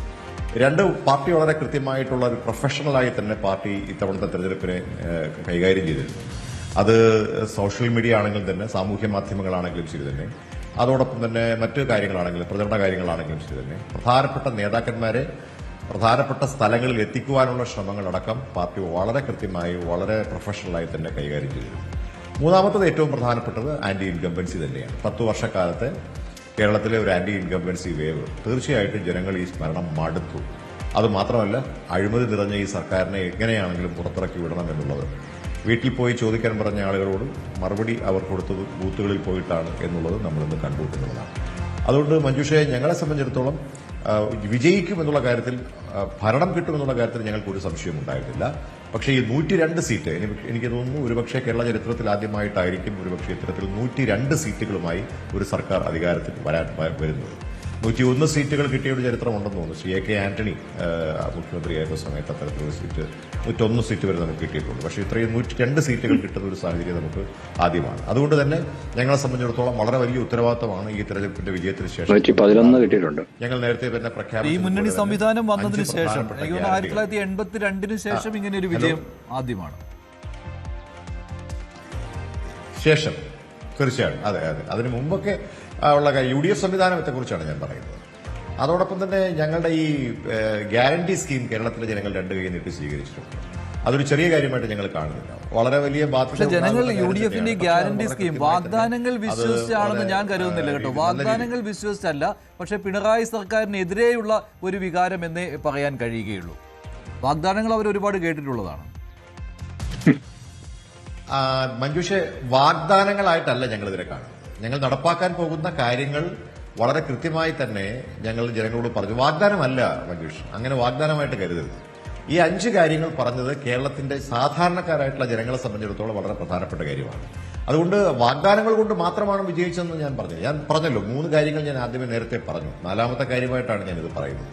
അപ്പൊ അതുകൊണ്ട് ഈ കാര്യങ്ങൾ വളരെ കൃത്യമായി തന്നെ ജനങ്ങളുടെ മുമ്പിൽ, ഈ 5 കാര്യങ്ങളാണെങ്കിൽ തന്നെയും ജനങ്ങളുടെ മുമ്പിൽ എത്തിച്ചു കൊടുക്കാനായിട്ട് ഞങ്ങൾക്ക് സാധിച്ചിട്ടുണ്ട്. അതോടൊപ്പം തന്നെ ഓരോ സ്ഥലത്തും അതത് പ്രാദേശികമായിട്ടുള്ള വിഷയങ്ങൾ എടുത്ത് ചർച്ച ചെയ്യാനും കുടുംബയോഗങ്ങളിൽ അത് അവതരിപ്പിക്കുവാനും ഞങ്ങൾക്ക് കഴിഞ്ഞിട്ടുണ്ട്. പിന്നെ സ്ട്രാറ്റജി എന്ന് പറയുന്നത് നമുക്കറിയാമല്ലോ. ഇപ്പോൾ ചാണ്ടി ഉമ്മൻ സ്വീകരിച്ചിട്ടൊരു സ്ട്രാറ്റജി, ഞാൻ പറഞ്ഞ ഓരോ പ്രദേശത്തെയും സാഹചര്യം എന്താണ് എന്ന് കണ്ടിട്ട് ആ സ്ഥാനാർത്ഥികളോട് തദ്ദേശ അല്ലെങ്കിൽ ആ പ്രദേശത്തിന്റെ പ്രായോഗികമായിട്ടുള്ള കാര്യങ്ങൾ പരിഗണിച്ചുകൊണ്ട്, അവിടുത്തെ ഒരു ഇക്വേഷൻസ് എല്ലാം പരിഗണിച്ചുകൊണ്ട് അവർ തന്നെ ചില സ്ട്രാറ്റജീസ് കൈകാര്യം ചെയ്യണമെന്നൊരു നിർദ്ദേശം നമ്മൾ കൊടുത്തിട്ടുണ്ട്. പ്രത്യേകമായിട്ട് AICCയുടെ നേതൃത്വത്തിൽ കാൻഡിഡേറ്റ്സിന്റെ യോഗം വിളിക്കുകയും അവർക്ക് വേണ്ടതായിട്ടുള്ള നിർദ്ദേശങ്ങൾ കൊടുക്കുകയൊക്കെ ചെയ്തു. ഇതൊക്കെ ഒരുപക്ഷെ ആദ്യമായിട്ടാണ് അത്തരത്തിൽ പ്രൊഫഷണൽ ആയിട്ട് സമീപനം ഉണ്ടായത്. പ്രൊഫഷണൽ സമീപനം എടുക്കാൻ കാരണം അത് AICCയിൽ നിന്ന് കിട്ടിയ പിന്തുണ കൂടിക്കൊണ്ടാണല്ലോ. ഇതിൽ KC വേണുഗോപാലാണോ ഇത്രയും കാര്യങ്ങൾക്ക് കൂടുതലുമായിട്ടും ചുക്കാൻ പിടിച്ചത്? അപ്പോൾ ഓരോ സ്ഥാനാർത്ഥിയോടും നിങ്ങൾ നേരിട്ട് ഇടപെട്ട് അവരുടെ പരാതികൾ ഓരോ ദിവസവും പരിഹരിച്ചു പോകുന്ന രീതിയിലുള്ള ഒരു ക്രമീകരണമാണല്ലോ വാർ റൂം സജ്ജീകരണത്തിലൂടെ നടപ്പാക്കിയത്. അതിപ്പോൾ മറ്റ് പാർട്ടികളിൽ നിന്ന് വിട്ടുവന്ന ആളുകൾക്ക് പോലും അതൊരു അത്ഭുതമായിരുന്നുവല്ലോ, അല്ലേ? തീർച്ചയായിട്ടും മഞ്ജുഷ, അത് വളരെ കൃത്യമായിട്ടുള്ള നിരീക്ഷണമാണ് അങ്ങ് നടത്തിയിട്ടുള്ളത്. എല്ലാ സ്ഥാനാർത്ഥികൾക്കും വാർ റൂമിൽ അവിടെ ഉണ്ടാകുന്ന പ്രശ്നങ്ങൾ അവരുടെ ചീഫ് ഇലക്ഷൻ ഏജന്റ്സിനും അവരുടെ കാൻഡിഡേറ്റ്സിനും നേരിട്ട് വിളിക്കാനുള്ള ഒരു സംവിധാനം ഉണ്ടായിരുന്നു. അതൊരു ഒറ്റയാൾ പട്ടാളമല്ല, ഒരു കൂട്ടം, ഒരു 10-50ഓളം ആളുകളുടെ ഒരു വളരെ അക്ഷീണമായിട്ടുള്ള പ്രവർത്തനമാണ്. അതിനകത്ത് ആൾ ഇന്ത്യ കോൺഗ്രസ് കമ്മിറ്റിയുടെ കൃത്യമായ നിർദ്ദേശവും അതോടൊപ്പം തന്നെ അതിനുള്ള ഗൈഡൻസും നമുക്കുണ്ടായിരുന്നു. അതുകൊണ്ട് തന്നെ ആ കാര്യങ്ങൾ നേതൃത്വം ഓരോ സെക്കൻഡിലും ഓരോ നിയോജക മണ്ഡലത്തിലും നടക്കുന്ന കാര്യങ്ങൾ നേതൃത്വം അറിയുന്നുണ്ടായിരുന്നു. അത് പ്രതിപക്ഷ നേതാവാണെങ്കിലും KPC പ്രസിഡന്റ് ആണെങ്കിലും AICC ജനറൽ സെക്രട്ടറി KC വേണുഗോപാലാണെങ്കിലും അതോടൊപ്പം തന്നെ ദീപാദാസ് മുൻഷി, AICCയുടെ കേരളത്തിന്റെ ചുമതലയുള്ള ശ്രീമതി ദീപാദാസ് മുൻഷി അടക്കമുള്ള ആളുകൾക്ക് സെക്കൻഡ് ബൈ സെക്കൻഡ് ആ വിവരങ്ങൾ നമ്മൾ കൈമാറുന്നുണ്ടായിരുന്നു. അത് വിവരം കൈമാറുക മാത്രമല്ല, അതിന് കൃത്യമായ ഒരു പരിഹാരം ഉണ്ടാകാൻ നമുക്ക് സാധിച്ചിട്ടുണ്ട്. അത് ചില സ്ഥലങ്ങളിലൊക്കെയുള്ള കാര്യങ്ങളൊക്കെ ഞാൻ വ്യക്തിപരമായി നമ്മൾ തമ്മിൽ സംസാരിച്ചപ്പോഴൊക്കെ ഞാൻ മഞ്ജുഷോട് സൂചിപ്പിച്ചിട്ടുണ്ടായിരുന്നു. അപ്പൊ അതുകൊണ്ട് നമുക്ക് അത്തരത്തിലൊരു പ്രൊഫഷണലായ ഒരു സമീപനത്തിന്റെ വിജയം ഇതിനകത്തുണ്ട്. ഒരു ഘടകം മാത്രമാണ്. അതോടൊപ്പം ഐക്യത്തോടുകൂടി പ്രവർത്തിക്കാൻ എല്ലാ നേതാക്കന്മാരും ഒറ്റക്കെട്ടായി പ്രവർത്തിക്കാനായിട്ട് ശ്രമിച്ചു. ഒരു അസാരസ്യങ്ങളും ഈ സ്ഥാനാർത്ഥി നിർണ്ണയവുമായി ബന്ധപ്പെട്ട സമയങ്ങളിൽ കുറച്ച് കാര്യങ്ങളൊക്കെ അങ്ങോട്ടും ഇങ്ങോട്ടും ഒക്കെ ചർച്ച ചെയ്യാം. സ്വാഭാവികമാണ്, ഒരു ജനാധിപത്യ പാർട്ടി ആവുമ്പോൾ ചർച്ചയുണ്ടാവും. പക്ഷെ അതിന് കഴിഞ്ഞതിന് ശേഷം എല്ലാവരും ഒറ്റക്കെട്ടായി തങ്ങളുടെ സ്ഥാനാർത്ഥികളെ വിജയിപ്പിക്കുവാനായിട്ട് ശ്രമിച്ചിരുന്നു എന്നുള്ളതാണ്. അതുകൊണ്ട് തന്നെയാണ് നമുക്ക് ഇത്രയും വലിയൊരു വിജയം കിട്ടിയിട്ടുള്ളത്. ആ വിജയം എന്ന് പറയുന്നത് ഞാൻ പറഞ്ഞു, ഞങ്ങളുടെ റെസ്പോൺസിബിലിറ്റി, നമ്മുടെ ഉത്തരവാദിത്തം വളരെയധികം വർദ്ധിപ്പിക്കുന്നുണ്ട്. തീർച്ചയായിട്ടും അടുത്തൊരു 5 വർഷക്കാലം കേരളം ആഗ്രഹിക്കുന്ന, സാധാരണക്കാരാഗ്രഹിക്കുന്ന ഒരു ഭരണം കേരളത്തിൽ ഉണ്ടാകുമെന്ന് തന്നെയാണ് നമ്മൾ പ്രതീക്ഷിക്കുന്നത്. ശരി, ശ്രീ വെമ്പായൻ നസീർ, തികച്ചും പ്രൊഫഷണലായ ഒരു സമീപനമായിരുന്നു ഇത്തവണ UDF സ്വീകരിച്ചത്. ഇവിടെ ഞാൻ വളരെ ദുഃഖത്തോടെ ഒരു കാര്യം ഞാൻ സൂചിപ്പിക്കുകയാണ്. എൻ്റെ ചർച്ചയിൽ പങ്കെടുക്കുന്ന ബഹുമാനപ്പെട്ട മറ്റ് പാർട്ടിയുടെ പ്രതിനിധികൾക്കും മഞ്ജുഷിനോടൊപ്പം നമ്മളെ മലയാളികൾ ഇത്രത്തോളം ഒരു നന്ദിയില്ലാത്തവരായി പോയല്ലോ എന്ന് ഞാൻ വളരെ ദുഃഖത്തോടെ ഞാൻ പറയണം. കാര്യം 10 വർഷം കേരളം ഇതുവരെ കണ്ടിട്ടില്ലാത്ത അത്യപൂർവമായ വികസനങ്ങൾ കാഴ്ചവെച്ച ഒരു സർക്കാരാണ് കഴിഞ്ഞ 10 വർഷം കഴിഞ്ഞു പോയത്. പിണറായി താങ്കൾ MM മണിക്ക് പഠിക്കുക? അല്ല, ഞാൻ MM മണിക്ക് സാർ, അത് ഞാനത് ചില നഗ്ന സത്യങ്ങൾ പറയുമ്പോൾ അങ്ങേക്ക് കൊള്ളും സാർ. ഇവിടെ ഇവിടെ നടപ്പിലാക്കാൻ കഴിയില്ല, അസാധ്യമാണെന്ന് പറഞ്ഞ സാറേ, ഒരു മിനിറ്റ്, അസാധ്യമാണെന്ന് പറഞ്ഞ പല പ്രൊജക്ടുകളും ഇച്ഛാശക്തിയുടെയും അദ്ദേഹത്തിന്റെ ലക്ഷ്യബോധത്തിന്റെയും ഫലമായി അദ്ദേഹം നടപ്പിലാക്കിയ ഒരു മുഖ്യമന്ത്രിയാണ് പിണറായി വിജയൻ. ഇപ്പൊ നമുക്കറിയാം ഈ വിഴിഞ്ഞ പദ്ധതി, അതുപോലെ ദേശീയപാത, ഈ ദേശീയപാതയ്ക്ക് സ്ഥലം പോലും എടുത്തു കൊടുക്കാൻ കഴിഞ്ഞ ഗവൺമെന്റ് മുനീറിന് കഴിയാതെ നിന്ന സമയത്ത് ദേശീയപാത നടക്കാതെ പോയി. ഈ സർക്കാർ സമരം ചെയ്തത് നിങ്ങളുടെ പാർട്ടി തന്നെയല്ലേ? ഞാൻ സംസാരിക്കല്ലേ സാർ, നിങ്ങൾ തന്നെ പ്രതിപക്ഷത്തിരുന്നപ്പോൾ ഏറ്റവും കൂടുതൽ സമരം ചെയ്യുന്നു. അത് നിങ്ങൾ ഭരണത്തിലെത്തുമ്പോൾ പ്രതിപക്ഷം ഒരു നിങ്ങൾക്ക് അത് നടത്താൻ മേനി നടിക്കുന്നു. ഇത് ജനങ്ങൾ നിങ്ങൾ പറയുകയാണ് ഇത്രയും കാട്ടിക്കൂട്ടിയിട്ടും ഒരു നന്ദിയില്ലാത്ത ജനങ്ങൾ MM മണിക്ക് പഠിക്കുകയാണ്. MM മണിക്കെന്നല്ല സാറേ, 2000 രൂപ, ഈ 600 രൂപ ഉമ്മൻചാണ്ടി സർക്കാർ കൃത്യമായി കൃത്യമായി കൊടുക്കാതെ ഉമ്മൻചാണ്ടി സർക്കാർ ഇറങ്ങിപ്പോയ സമയത്ത് 600 രൂപ, ആ 600 എന്ന് 2000 രൂപ. 2000 ഞാൻ പറയട്ടെ, അതായത് നിങ്ങൾ നൽകുന്ന എന്തോ ഒരു ഔദാര്യമാണ് എന്ന രീതിയിലുള്ള പ്രതികരണമാണ് CPM-ന്റെ മുതിർന്ന നേതാക്കൾ പോലും നടത്തിയിരുന്നത്. എത്ര ലക്ഷം പാവങ്ങൾക്കാണെന്ന് അറിയാമോ സർക്കാർ പദ്ധതിയുടെ വീട് വെച്ച് കൊടുത്തത്? അതുപോലെ 2000 രൂപ എത്ര പാവങ്ങൾക്ക്. ഇതൊന്നും സത്യം പറഞ്ഞാൽ അവർ വോട്ടായി മാറിയില്ല എന്നാണ് ഞാൻ പറഞ്ഞത്. എന്നൊന്നും വോട്ടായി മാറിയില്ല. വർഗീയ സംഘർഷമില്ലാത്ത കഴിഞ്ഞ 10 വർഷമാണ് കഴിഞ്ഞു പോയത്. വർഗീയ സംഘർഷമില്ലാത്ത കാസർഗോഡ് മുതൽ തിരുവനന്തപുരം വരെയുള്ള ഒരു ജില്ലയിൽ പോലും ചെറിയ വർഗീയ സംഘർഷം പോലും നടന്നില്ല. പക്ഷേ ഇവിടെ വർഗീയ സംഘർഷം നടത്താൻ നമ്മൾ BJP പഠിച്ചവണി 18 നോക്കി, പക്ഷേ പറ്റിയില്ല. അപ്പം അതുപോലെ നമ്മളെ കഴിഞ്ഞ കാര്യങ്ങളെല്ലാം നോക്കണം. ഈ 10 എത്ര പദ്ധതികളെന്ന് പറയും പിണറായി സർക്കാരിൻ്റെ ആ ഇച്ഛാശക്തിയുടെ ഫലമായിട്ട് അദ്ദേഹം നടപ്പിലാക്കി കാണിച്ചത്. പക്ഷേ അദ്ദേഹം നേതൃത്വം കൊടുക്കുന്ന സർക്കാർ സത്യത്തിൽ അതിപ്പോൾ ജനങ്ങൾ ചെറിയ ഒരു ശിക്ഷ കൊടുത്തു. കാരണം അത് നമ്മൾ മടങ്ങി വരും. ഇവിടെ നേരത്തെ ഒരു സുഹൃത്ത് പറഞ്ഞിട്ട് ഇടതുപക്ഷം നശിച്ചു പോയി, ഇടതുപക്ഷം ഇനി ഇല്ല. പ്രിയ സുഹൃത്തെ, ഒറ്റയ്ക്ക് നിന്ന് 60ഓളം സ്ഥലത്ത് CPM-ന് ഒറ്റയ്ക്ക് നിന്ന് ജയിക്കാൻ കഴിവുള്ള ഒരു പാർട്ടിയാണ് CPIM എന്ന് പറയുന്നത്, കമ്മ്യൂണിസ്റ്റ് പാർട്ടി. 60ഓളം സ്ഥലത്ത് ആരുടെ സഹായമില്ലാതെ. അതെവിടെയാണ് 60ഓളം? അത് പരിശോധിച്ചാൽ കിട്ടും. 60ഓളം. അത് മാത്രമല്ല കേരളം എന്ന് പറയുന്നത് അത് ഞാൻ പറയട്ടെ, കേരളം എന്ന് പറയുന്നത് ഇടതുപക്ഷ ചായ്വാണ് കേരളം. ഇടതുപക്ഷ ചായ പണ്ട് മുതലേ. അതുകൊണ്ടാണ് ഇന്ന് BJP-ക്ക് കണക്ക് പുറത്ത് എന്ന് പറഞ്ഞ് BJP-ക്ക് ഇന്ന് കീഴടക്കാൻ പറ്റാത്ത ഒരേ സ്റ്റാറ്റ് എന്ന കേരളമാണ്. പക്ഷെ ഇന്നിപ്പം 3 സ്ഥലത്ത് ഇന്നിപ്പം നമുക്കറിയാം. ഇനിയിപ്പോൾ അങ്ങോട്ടറിയാം എന്താണ് നടക്കാൻ പോകുന്നത്. ഈ കോൺഗ്രസിന് നെഞ്ചി കൈവച്ച് കോൺഗ്രസ് നേതാക്കൾക്ക് പറയാൻ പറ്റുമോ ഇവിടെ പൗരത്വം നടപ്പിലാക്കാൻ കഴിയില്ല, സാധ്യമല്ല. പൗരത്വം അറബിക്കടലിൽ എന്ന് പിണറായി പറഞ്ഞതുപോലെ ഇനി വരുന്ന കോൺഗ്രസിൻ്റെയോ മുസ്ലിം ലീഗിൻ്റെയോ മുഖ്യമന്ത്രിക്ക് ആരായിരുന്നാലും പറയാൻ പറ്റുമോ? NRC ഇവിടെ നടപ്പിലാക്കാൻ സാധ്യമല്ല, പൗരത്വം ഇവിടെ നടപ്പിലാക്കാൻ സാധ്യമല്ല, ഏക സിവിൽ കോഡ് ഇവിടെ നടപ്പിലാക്കാൻ സാധ്യമല്ല എന്ന് ഇരട്ടച്ചങ്കൻ പിണറായി പറഞ്ഞതുപോലെ ഇനി വരുന്ന മുഖ്യമന്ത്രി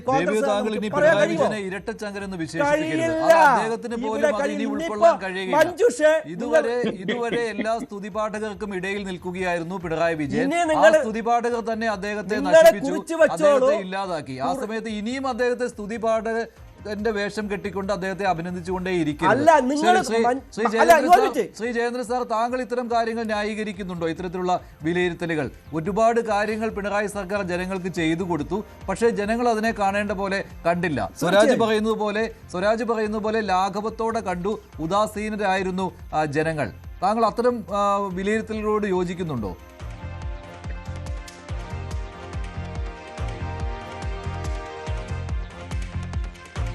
M. ജയചന്ദ്രൻ, ശ്രീ ജയേന്ദ്ര സാർ, ഇത്തരം വിലയിരുത്തലുകളോട് താങ്കൾ യോജിക്കുന്നുണ്ടോ? ഒരുപാട് കാര്യങ്ങൾ ജനങ്ങൾക്ക് പിണറായി സർക്കാർ ചെയ്തു കൊടുത്തു, പക്ഷേ അവർ ലാഘവത്തോടെ അതിനെ കണ്ടു ജനങ്ങൾ. അത്തരം വിലയിരുത്തലുകൾക്കൊന്നും ഇതുപോലുള്ള ചർച്ചകളിലോ എന്തെങ്കിലും പ്രസക്തി ഉണ്ടെന്ന് ഞാൻ കരുതുന്നതേ ഇല്ല കേട്ടോ. എന്തിനാണിത്? ചെയ്ത കാര്യങ്ങൾ ഗവൺമെന്റ് പറഞ്ഞിട്ടുണ്ട്. അവർ അതിനെ സംബന്ധിച്ചുള്ള വിമർശനങ്ങൾ പ്രതിപക്ഷം പറഞ്ഞിട്ടുണ്ടായിരുന്നു. അത് കഴിഞ്ഞാണല്ലോ വോട്ടെടുപ്പിലേക്ക് പോയത്. ഇന്ന് വോട്ടെണ്ണുകയും ചെയ്തു. വോട്ടെണ്ണി കഴിഞ്ഞ് പിന്നീട് ഇത്തരം കാര്യങ്ങൾ പറഞ്ഞ് അതിനെന്താ നമ്മൾ പറയേണ്ടത്? ഈ അത്തരം ഈ ഗവൺമെന്റിന്റെ കഴിഞ്ഞ 10 കൊല്ലത്തെ ഭരണത്തിന്റെ ഹാങ് ഓവർ മാറാത്ത വിധം പത്താൻ പറയേണ്ട കാര്യമല്ല ഇപ്പോഴത്തെ ചർച്ചയിലുള്ളത്. നമ്മളിനി അതിനെ പോസ്റ്റ്മോർട്ടം ചെയ്യാൻ പോലും കഴിയില്ല എന്നത് വരുന്നത് സംസ്ഥാന സെക്രട്ടറി ഗോവിന്ദമാഷ് എന്ന് പറയുന്നത് ഞങ്ങൾ എന്തുകൊണ്ടാണ് തോറ്റതെന്ന് പഠിക്കും. എന്നപ്പോഴും അദ്ദേഹത്തിന് ഇതൊക്കെ പറഞ്ഞാൽ പോരായിരുന്നു. ഇങ്ങനെ ചെയ്തിട്ട് എന്താണ് ജനങ്ങൾ ഇങ്ങനെ ചെയ്തത്? നിങ്ങൾ ചെയ്തത് നന്ദികേടല്ലേ? അതൊന്നുമല്ല. രാഷ്ട്രീയ പ്രവർത്തനവും ഗവൺമെന്റും എന്നൊക്കെ പറയുന്ന അത്തരം നമ്മളുടെ എന്തെങ്കിലും പാഷനേറ്റ് ആയിട്ടുള്ള ചില കാര്യങ്ങൾ മാത്രമല്ലല്ലോ. അതല്ലാതെ ജനങ്ങൾക്കുള്ള ഒരു വിപ്രതിപത്തി ഉണ്ടായിട്ടുണ്ട് ജനങ്ങൾ വോട്ട് ചെയ്തതിൽ. ആ റിസൾട്ടാണ് കണ്ടത് 4-ാം തീയതി എന്നുള്ള യാഥാർത്ഥ്യത്തോടെ അംഗീകരിക്കുന്നത്. അതിൽ നിന്ന് എങ്ങനെയാണ് മുമ്പോട്ട് പോകുക എന്നൊക്കെയുള്ള പാർട്ടികൾ തീരുമാനിച്ചോളും. അല്ലാതെ നമുക്ക് ഇവിടെ നിശ്ചയിക്കാൻ കഴിയില്ലല്ലോ. ജയചന്ദ്ര സാറേ, ഇപ്പൊ തന്നെ KSRTC വിഷയം നമുക്ക് എടുക്കാം. കട്ടപ്പുറത്തായിരുന്ന ഈ KSRTC ഇന്ന് ലാഭത്തിൽ കോടിക്കണക്കിന് രൂപ ലാഭത്തിൽ വന്ന ഗണേഷ് കുമാറാണ്. ആ ഒരു വികസനത്തിന്റെ ഒരു ഭാഗമാണ് പറഞ്ഞത്. അത് മാത്രമല്ല അല്ലല്ല, ഗണേഷ് കുമാറിന് പ്രതിപക്ഷ നേതാക്കൾ അംഗീകരിച്ചതാണ്. എവിടെ അംഗീകരിച്ചു? സ്വന്തം മണ്ഡലത്തിൽ അദ്ദേഹത്തിന് തോൽവിയാണ് ഫലം. KSRTC ഒക്കെ പണ്ട് UDF ഗണേഷ് കുമാറിനെ പോലെയുള്ള ഒരാൾ ഇനിയും സംസ്ഥാന നിയമസഭയിലേക്ക് വരണമെന്ന് ജനങ്ങൾ ആഗ്രഹിച്ചിരുന്നില്ല. അതുകൊണ്ടാണ് ഞാൻ അതുകൊണ്ടാണ് നേരത്തെ പറഞ്ഞത് ജനങ്ങളെ KSRTC അദ്ദേഹം എന്തോ വലിയ കാര്യങ്ങൾ ചെയ്തു, അതുകൊണ്ട് അദ്ദേഹത്തെ തോൽപ്പിച്ചത് ശരിയായില്ല എന്നൊന്നും പറയാൻ ഈ 4-5 വർഷം കൊണ്ട് ജനങ്ങളുടെ വിധിയാണ് അന്തിമ വിധി എന്ന് പറയുന്നത്. കൃത്യമായി ശമ്പളം KSRTCക്ക് ശമ്പളം കിട്ടി. ഈ LDF സർക്കാർ പൂർത്തിയാക്കട്ടെ പ്ലീസ്, പറയും. എന്നിട്ട് പറഞ്ഞോളൂ. ഇതൊന്നുമല്ല, ഇതിനേക്കാൾ അപ്പുറം പറയാനുണ്ട്. എന്താണെന്നറിയാമോ? പ്രതിപക്ഷത്തായിരുന്ന MLA-മാരടക്കം കേരളത്തിലെ 140 മണ്ഡലങ്ങളിലും മുഖ്യമന്ത്രി സ്ഥാനം രാജിവെച്ചിരിക്കുകയാണ്. നാളെ മന്ത്രിസഭാ യോഗം ചേരുമെന്ന് നേരത്തെ അറിയിച്ചിരുന്നതാണ്. പക്ഷേ ഇനി മന്ത്രിസഭാ യോഗത്തിന് പ്രസക്തിയില്ല എന്ന് കണ്ടുകൊണ്ട്, പക്ഷേ സാങ്കേതികമായിട്ട് അതിന് തെറ്റില്ല. മന്ത്രിസഭാ യോഗം ചേരുന്നതിന് മുഖ്യമന്ത്രി ഇന്നേ രാജിവെച്ച് കഴിഞ്ഞു. കനത്ത തോൽവിയുടെ പശ്ചാത്തലത്തിൽ മുഖ്യമന്ത്രി രാജി സമർപ്പിച്ചിരിക്കുകയാണ്. എന്തായാലും 10 വർഷം കേരളം ഭരിച്ച പിണറായി വിജയൻ അദ്ദേഹത്തിന്റെ സ്ഥാനം ഒഴിഞ്ഞിരിക്കുകയാണ് ഈ കനത്ത തോൽവിയോടുകൂടി. പാർട്ടിക്കും മുന്നണിക്കും പ്രകടനം കാഴ്ചവെക്കുവാൻ കഴിഞ്ഞില്ല ഈ തെരഞ്ഞെടുപ്പിൽ. വി അരുൺ കൂടി ചേരുകയാണ്. അരുൺ, നാളെ മന്ത്രിസഭാ യോഗം വെച്ചിരുന്നതാണല്ലോ, പക്ഷേ എന്താണ് പൊടുന്നനെ ഇങ്ങനെ ഒരു തീരുമാനം എടുക്കാൻ കാരണം? മനുഷ്യ കനത്ത തോൽവിയാണ് ഇടതുമുന്നണി ഏറ്റുവാങ്ങിയത്. മുഖ്യമന്ത്രി പിണറായി വിജയൻ ഒരു ഘട്ടത്തിലും ഇത്തരമൊരു തോൽവി അംഗീകരിച്ചിരുന്നില്ല. അദ്ദേഹം വലിയ വിജയപ്രതീക്ഷയിലായിരുന്നു. ഇന്ന് രാവിലെ വോട്ടെണ്ണലിന്റെ ആദ്യ ട്രെൻഡ് പുറത്തു വരുന്നവരെയും അത് തന്നെയായിരുന്നു. പക്ഷേ വലിയ തിരിച്ചടി ഉണ്ടായിരിക്കുന്നു. നാളെ മന്ത്രിസഭാ യോഗം ചേരും. 5-ാം തീയതി മന്ത്രിസഭാ യോഗത്തിൽ നേരിട്ട് പങ്കെടുക്കണമെന്നാണ് ശനിയാഴ്ച ഓൺലൈൻ യോഗത്തിൽ പങ്കെടുത്ത മന്ത്രിമാരുടെ മുഖ്യമന്ത്രി നിർദ്ദേശിച്ചിരുന്നത്. അന്ന് എല്ലാവരും തിരുവനന്തപുരത്ത് വരണമെന്ന് പറഞ്ഞിരുന്നു. പക്ഷേ 12 മന്ത്രിമാർ പരാജയപ്പെട്ടു. മുഖ്യമന്ത്രി ഉൾപ്പെടെ 7 മന്ത്രിമാർക്ക് മാത്രം വിജയിക്കാൻ ആയി. ഈ സാഹചര്യത്തിലാണ് മുഖ്യമന്ത്രി പിണറായി വിജയൻ നാളത്തെ മന്ത്രിസഭാ യോഗം നേരത്തെ മാറ്റിവെക്കാൻ തീരുമാനമെടുത്തു. തൊട്ടു പിന്നാലെ ഗവർണർക്ക് രാജിക്കത്ത് കൊടുത്തയക്കുകയായിരുന്നു. ആ രാജി ഗവർണർ രാജേന്ദ്ര വിശ്വനാഥ് അർലേക്കർ സ്വീകരിച്ചു. പിണറായി വിജയനോട് കാവൽ മുഖ്യമന്ത്രിയായി തുടരണമെന്ന് ഗവർണർ അഭ്യർത്ഥിച്ചു. അദ്ദേഹം ആ അഭ്യർത്ഥന ഏറ്റെടുക്കുകയും ചെയ്തു. ഇനി പിണറായി വിജയൻ അടുത്ത സർക്കാർ UDF സർക്കാർ അധികാരം ഏറ്റെടുക്കുന്നവരെ, മുഖ്യമന്ത്രി വരുന്നവരെ കേരളത്തിലെ കാവൽ മുഖ്യമന്ത്രിയായിരിക്കും പിണറായി വിജയൻ. അദ്ദേഹം പരാജയം സമ്മതിച്ചുകൊണ്ട് രാജി കൈമാറിയിരിക്കുന്നു. പരാജയത്തിൽ മുഖ്യമന്ത്രി പ്രതികരണം ഇതുവരെ വന്നിട്ടില്ല. പക്ഷേ അദ്ദേഹം രാജിവെച്ച് ഒഴിയുകയാണ്. കാവൽ മുഖ്യമന്ത്രിയായി വരുമോ? അങ്ങനെ എന്തെങ്കിലും കാര്യങ്ങളുണ്ടോ അരുൺ? കണ്ണൂരിൽ നിന്ന് തിരുവനന്തപുരത്തേക്ക് വരുന്നുണ്ടോ? നാളെ തിരുവനന്തപുരത്ത് എത്തുമെന്നാണ് കുറച്ചു മുമ്പ് നമുക്ക് ലഭിച്ച വിവരം. ഇനി ഈ രാജിയുടെ പശ്ചാത്തലത്തിൽ എന്താണ് തീരുമാനമെന്ന് വ്യക്തമല്ല. മുഖ്യമന്ത്രി നേരിട്ട് കണ്ട് ഗവർണറെ നേരിട്ട് കണ്ട് രാജിക്കത്ത് കൈമാറുമെന്നായിരുന്നു നമുക്ക് ആദ്യം ലഭിച്ച സൂചനകൾ. പക്ഷേ അത് ഉണ്ടായില്ല. മുഖ്യമന്ത്രി കത്ത് ഗവർണറെ കൈമാറിക്കൊണ്ടാണ് രാജി തീരുമാനം അദ്ദേഹത്തെ അറിയിച്ചത്. ഉടൻ തന്നെ ഗവർണർ രാജേന്ദ്ര വിശ്വനാഥ് അർലേക്കർ ആ രാജി സ്വീകരിക്കുകയായിരുന്നു. തുടർന്ന് അദ്ദേഹത്തോട് കാവൽ മുഖ്യമന്ത്രിയായി തുടരാൻ അഭ്യർത്ഥിക്കുകയും ചെയ്തു. ഏതായാലും മുഖ്യമന്ത്രി നാളെ തിരുവനന്തപുരത്തേക്ക് എത്തുമെന്ന കാര്യത്തിൽ കുറച്ചുകൂടി സ്ഥിരീകരണം വരേണ്ടതുണ്ട്. അദ്ദേഹം നാളെ ഇവിടെ എത്താനാണ് നേരത്തെ ആലോചിച്ചിരുന്നത്. അങ്ങനെയായിരുന്നു പ്ലാൻ ചെയ്തിരുന്നത്. പക്ഷേ ഇപ്പോഴത്തെ സാഹചര്യത്തിൽ അദ്ദേഹം എത്തുമെന്ന കാര്യത്തിൽ വ്യക്തതയില്ല. എന്തായാലും നേതാക്കൾ പൊതുവെ പ്രതികരിക്കുന്നില്ലല്ലോ അല്ലേ ഈ കനത്ത തോൽവിയോട്? മുഖ്യമന്ത്രി ഇതുവരെ പ്രതികരിച്ചിട്ടേ ഇല്ല. പാർട്ടി സെക്രട്ടറിയുടെ ഒരു ഒഴുക്കൻ മട്ടിലുള്ള ഒരു പ്രതികരണം മാത്രമാണ് വന്നത്. പാർട്ടി പരിശോധിക്കുമെന്ന പതിവ് കാര്യം. അതല്ലാതെ വലിയ പ്രതികരണങ്ങൾ ഇതുവരെ നേതാക്കളിൽ നിന്ന് വന്നിട്ടില്ല അല്ലേ? CPM സംസ്ഥാന സെക്രട്ടറിയുടെ പ്രാഥമിക പ്രതികരണം വന്നു കഴിഞ്ഞു. സംസ്ഥാന സെക്രട്ടേറിയറ്റും ഈ അല്പസമയം മുമ്പ് പാർട്ടിയുടെ നിലപാട് തോൽവിയിൽ ഉള്ള പാർട്ടിയുടെ നിലപാട് വ്യക്തമാക്കി. എം സ്വരാജ് സംസ്ഥാന സെക്രട്ടേറിയറ്റ് അംഗമാണ്. അദ്ദേഹത്തിന്റെ പ്രതികരണം നേരത്തെ പുറത്തു വന്നിരുന്നു. CPM സംസ്ഥാന സെക്രട്ടേറിയറ്റിന്റെ വിലയിരുത്തൽ പ്രാഥമിക വിലയിരുത്തൽ പ്രകാരമാണ് നിയമസഭാ തെരഞ്ഞെടുപ്പിൽ സംസ്ഥാനത്ത് LDF-നുണ്ടായ പരാജയം അപ്രതീക്ഷിതമാണ്. പരാജയത്തെ അംഗീകരിച്ചുകൊണ്ട് വന്ന പോരായ്മകൾ തിരുത്തുന്നതിനാവശ്യമായ നടപടികൾ സ്വീകരിക്കുമെന്നാണ് സംസ്ഥാന സെക്രട്ടേറിയറ്റ് പറയുന്നത്. എം സ്വരാജ് പറയുന്നത് അനർഹമായ പരാജയമാണത്. പക്ഷേ ജനം CPM തിരുത്തണമെന്ന് ജനം ആഗ്രഹിച്ചു. ആ തിരുത്തൽ ഉണ്ടാകും. എല്ലാ തരത്തിലും തിരുത്തി കൊടുങ്കാറ്റ് പോലെ CPM തിരിച്ചു വരുമെന്ന ഒരു പ്രതികരണമാണ് സംസ്ഥാന സെക്രട്ടേറിയറ്റ് അംഗം എം സ്വരാജിന്റെ ഭാഗത്ത് ഉണ്ടായിരിക്കുന്നത്. ഏതായാലും മറ്റന്നാൾ CPM-ന്റെ സംസ്ഥാന സെക്രട്ടേറിയറ്റ് ചേരും. പരാജയ കാരണങ്ങളിൽ പ്രാഥമിക വിലയിരുത്തൽ ഉണ്ടാകും. CPM പ്രതീക്ഷിക്കാത്ത PBയുടെ സ്റ്റേറ്റ്മെന്റ് വന്നിട്ടുണ്ട് അല്ലേ? ഓ ശരി ശരി ശരി ശരി അരുൺ. എന്തായാലും മുഖ്യമന്ത്രി രാജിവെച്ചു. കാവൽ മുഖ്യമന്ത്രിയായി തുടരാൻ അദ്ദേഹത്തോട് ഗവർണർ ആവശ്യപ്പെട്ടിരിക്കുകയാണ്. കഴിഞ്ഞ ദിവസം മുഖ്യമന്ത്രി കണ്ണൂരേക്ക് മടങ്ങിയിരുന്നു. അദ്ദേഹം നാളെ മന്ത്രിസഭാ യോഗം വിളിച്ചിരുന്നു. പക്ഷേ തോൽവിയുടെ പശ്ചാത്തലത്തിൽ നാളെ മന്ത്രിസഭാ യോഗം ഉണ്ടാവുകയില്ല. നേതാക്കളുടെ പ്രതികരണങ്ങൾ വരുന്നുണ്ട്. അരുൺ പറഞ്ഞതുപോലെ സ്വരാജിന്റെ പ്രതികരണം നേരത്തെ ഞാനിവിടെ പരാജയത്തിൽ നിന്ന് പാഠം മുന്നോട്ട് മുന്നോട്ട് പോകുമെന്നാണ് CPM-ന്റെ ഔദ്യോഗിക പ്രതികരണം വന്നിരിക്കുന്നത്. CPM സംസ്ഥാന സെക്രട്ടേറിയറ്റ് ഇത്തരം ഒരു പ്രസ്താവന ഇറക്കിയിട്ടുണ്ട്. അതിൽ കഴിഞ്ഞ 10 വർഷം സംസ്ഥാന സർക്കാർ കൈവരിച്ച നേട്ടങ്ങൾ അത് ജനങ്ങൾക്ക് ഉപകാരപ്രദമായ രീതിയിൽ നടപ്പാക്കിയതിനെക്കുറിച്ച് വാചാലമാകുന്നുണ്ട്. പക്ഷേ അത് ജനങ്ങളുടെ മുന്നിലേക്ക് എത്തിയില്ല. പക്ഷേ വോട്ട് ചെയ്തവർക്ക് നന്ദി പ്രകടിപ്പിച്ചുകൊണ്ടാണ് ഒരു തിരിച്ചുവരവ് ഉണ്ടാവും, തെറ്റുകൾ തിരുത്തി മുന്നോട്ട് വരുമെന്ന് CPM സംസ്ഥാന സെക്രട്ടേറിയറ്റ് അറിയിച്ചിരിക്കുന്നു. അതേസമയം M. സ്വരാജ് പറഞ്ഞിരിക്കുന്ന കാര്യം അനർഹമായ ഒരു തോൽവിയാണ് ഇതെന്നാണ്. അദ്ദേഹത്തിൻ്റെ പ്രസ്താവന വരികൾക്കിടയിലൂടെ വായിക്കുമ്പോൾ ശ്രീ പണിക്കർ അതൊരു MM മണി സ്റ്റൈലായിട്ടുണ്ടോ? നോക്കൂ, ഇവിടെ നമുക്ക് വേണമെങ്കിൽ ഇത് പോളിഷ്ഡ് ആയിട്ടും പറയാം, അതല്ലാതെ വളരെ റോ ആയിട്ടും പറയാം. സത്യത്തിൽ ഈ പറഞ്ഞിരിക്കുന്ന നന്ദിയില്ലാത്തവന്മാരെ എന്നുള്ള വിളിയാണ്. അല്പം മുമ്പ് നമ്മുടെ ചർച്ചയിൽ ശ്രീ നസീർ പറഞ്ഞതുപോലെ തന്നെ വോട്ട് കിട്ടാത്ത അല്ലെങ്കിൽ വോട്ട് ചെയ്യാത്ത ആൾക്കാരെ നന്ദിയില്ലാത്തവരെ എന്ന് വിളിക്കുന്നതിന് തുല്യമായിട്ടുള്ള കാര്യമാണ്. നമ്മൾ ഒരു കാര്യത്തിൽ എന്തൊരു രാഷ്ട്രീയത്തിനെ പറ്റി കേരളത്തിൽ സംസാരിക്കുന്ന സമയത്തും ശ്രീ സ്വരാജ് ഉൾപ്പെടെയുള്ള എല്ലാ ആൾക്കാരും പറയുന്നത് കേരളത്തിൽ രാഷ്ട്രീയ പ്രബുദ്ധതയുള്ള ആൾക്കാരാണെന്ന്. അപ്പോൾ രാഷ്ട്രീയ പ്രബുദ്ധതയുള്ള ആൾക്കാരെ സംബന്ധിച്ചിടത്തോളം വൈസായിട്ടുള്ള ഡിസിഷൻസ് എടുക്കാനായിട്ട് അവർക്ക് കഴിയും. അങ്ങനെ കഴിയുന്നത് കൊണ്ടാണല്ലോ അവരെ പ്രബുദ്ധത എന്ന് വിളിക്കുന്നത്, അല്ലാതെ അടിമത്തമല്ലല്ലോ ഈ പ്രബുദ്ധത എന്ന് പറയുന്നത്. അപ്പോൾ അവർ 10 വർഷത്തെ ഭരണം കണ്ടു, ഇനി ആ ഭരണം ഞങ്ങൾ അർഹിക്കുന്നില്ല അല്ലെങ്കിൽ ഞങ്ങളെ ആ ഭരണം അർഹിക്കുന്നില്ല എന്ന് കണ്ടുകൊണ്ട് അവരൊരു ഓവർവെൽമിംഗ് മെജോറിറ്റിയാണ് UDF കൊടുക്കുന്നത്. മുമ്പ് UDF കിട്ടാത്ത തരത്തിലുള്ള ഒരു മെജോറിറ്റി. അങ്ങനെ മെജോറിറ്റി അവർ കൊടുത്തിട്ടുണ്ടെങ്കിൽ അതാണ് ജനഹിതം, പീപ്പിൾസ് മാൻഡേറ്റ് എന്ന് മനസ്സിലാക്കിയതിനു ശേഷം അതിനെ സർവാത്മന 2 കൈ കൊണ്ട് സ്വീകരിക്കുക. ഞങ്ങളുടെ ഭാഗത്ത് വന്നിരിക്കുന്ന വീഴ്ചകൾ എന്താണ് എന്ന് ഞങ്ങൾ പഠിക്കും, തിരുത്തും എന്ന് പറയുക. അതല്ലാതെ ഈ പരാജയം അനർഹമാണ് എന്ന് പറയുന്നത് എന്തുകൊണ്ടാണെന്ന് എനിക്ക് മനസ്സിലാകുന്നില്ല. ഇപ്പം നെക്ക് ടു നെക്ക് ഫൈറ്റിൽ 71 സീറ്റ് അല്ലെങ്കിൽ 72 സീറ്റ് ഒരാൾക്ക് കിട്ടുകയും ക്ലോസ് ഫൈറ്റിൽ 68 സീറ്റ് വരെയൊക്കെ തന്നെ LDF വരികയും ചെയ്യുകയായിരുന്നെങ്കിൽ അനർഹമായ പരാജയം എന്നൊക്കെ പറയാം. പക്ഷെ കഴിഞ്ഞ തവണ UDF കിട്ടിയിരിക്കുന്ന അത്രയും LDF മുന്നണിക്ക് ഇത്തവണ കിട്ടിയിട്ടില്ല എന്ന് ആലോചിച്ച് നോക്കുക. ഇവരിവിടെ BJP അക്കൗണ്ട് തുറക്കിപ്പിക്കില്ല എന്ന് പറഞ്ഞതിന് ശേഷം BJP ചരിത്രത്തിൽ ആദ്യമായിട്ട് 3 സീറ്റ് കിട്ടിയിരിക്കുന്നതിനെ പറ്റി ആലോചിച്ച് നോക്കുക. പിന്നെ മുസ്ലിം ലീഗുമായിട്ട് കമ്പയർ ചെയ്യുന്ന സമയത്ത് 1-2 സീറ്റുകൾ മാത്രമാണ് CPM കൂടുതലായിട്ടുള്ളത് എന്നതിനെ പറ്റി ആലോചിച്ച് നോക്കുക. അപ്പോൾ ആൾക്കാർ ഇവിടെ തൂത്തെറിയുകയാണ് ചെയ്തത്. അപ്പോൾ തൂത്തെറിഞ്ഞ രീതിയിലത്തേക്കുള്ള ഒരു പരാജയം വരുമ്പോൾ അതെങ്ങനെയാണ് അനർഹമാകുന്നതെന്ന് എനിക്ക് മനസ്സിലാകുന്നില്ല. ഇത് അർഹിച്ചതാണ്. എന്നിട്ട് അങ്ങനെയുള്ള ഒരു പ്രസ്താവന പറയുന്ന സമയത്ത് നമ്മളിവിടെ വലിയ വികസനം നടത്തിയെന്ന് പറഞ്ഞു കഴിഞ്ഞാൽ ഈ കഴിഞ്ഞ 4 ആഴ്ച ഇവർ പറഞ്ഞിരുന്നത് മുഴുവൻ ഈ വികസനത്തിനെ കുറിച്ചല്ലേ. അപ്പോൾ അതെല്ലാം കഴിഞ്ഞതിന് ശേഷം ഇവിടെ സർക്കാരിന് വീണ്ടും ഇച്ഛാശക്തി ഉണ്ട് എന്ന് ശ്രീ നസീറിനെ പോലുള്ള ആൾക്കാരും ഞങ്ങൾ അർഹിച്ചിരുന്ന പരാജയം അതല്ല ഇതെന്ന് ശ്രീ സ്വരാജിനെ പോലുള്ള ആൾക്കാരും ഒക്കെ പറഞ്ഞിട്ട് ഇനിയും പിണറായി വിജയനെ സോപ്പിട്ടത് കൊണ്ട് എന്ത് കാര്യമാണ്? ഇനിയൊന്നും ചെയ്യാനായിട്ട് അദ്ദേഹത്തിന് കഴിയില്ല, അദ്ദേഹം രാജിവെച്ചു. ജി വി ഹരി ഇപ്പോൾ 3 ഇടങ്ങളിൽ BJP ജയിച്ചു. അതിന് CPM സംസ്ഥാന സെക്രട്ടേറിയറ്റ് പറയുന്ന വിശദീകരണം എന്ന് പറയുന്നത് ഈ 3 ഇടങ്ങളിലും പോരാടിയത് ഞങ്ങളാണ്.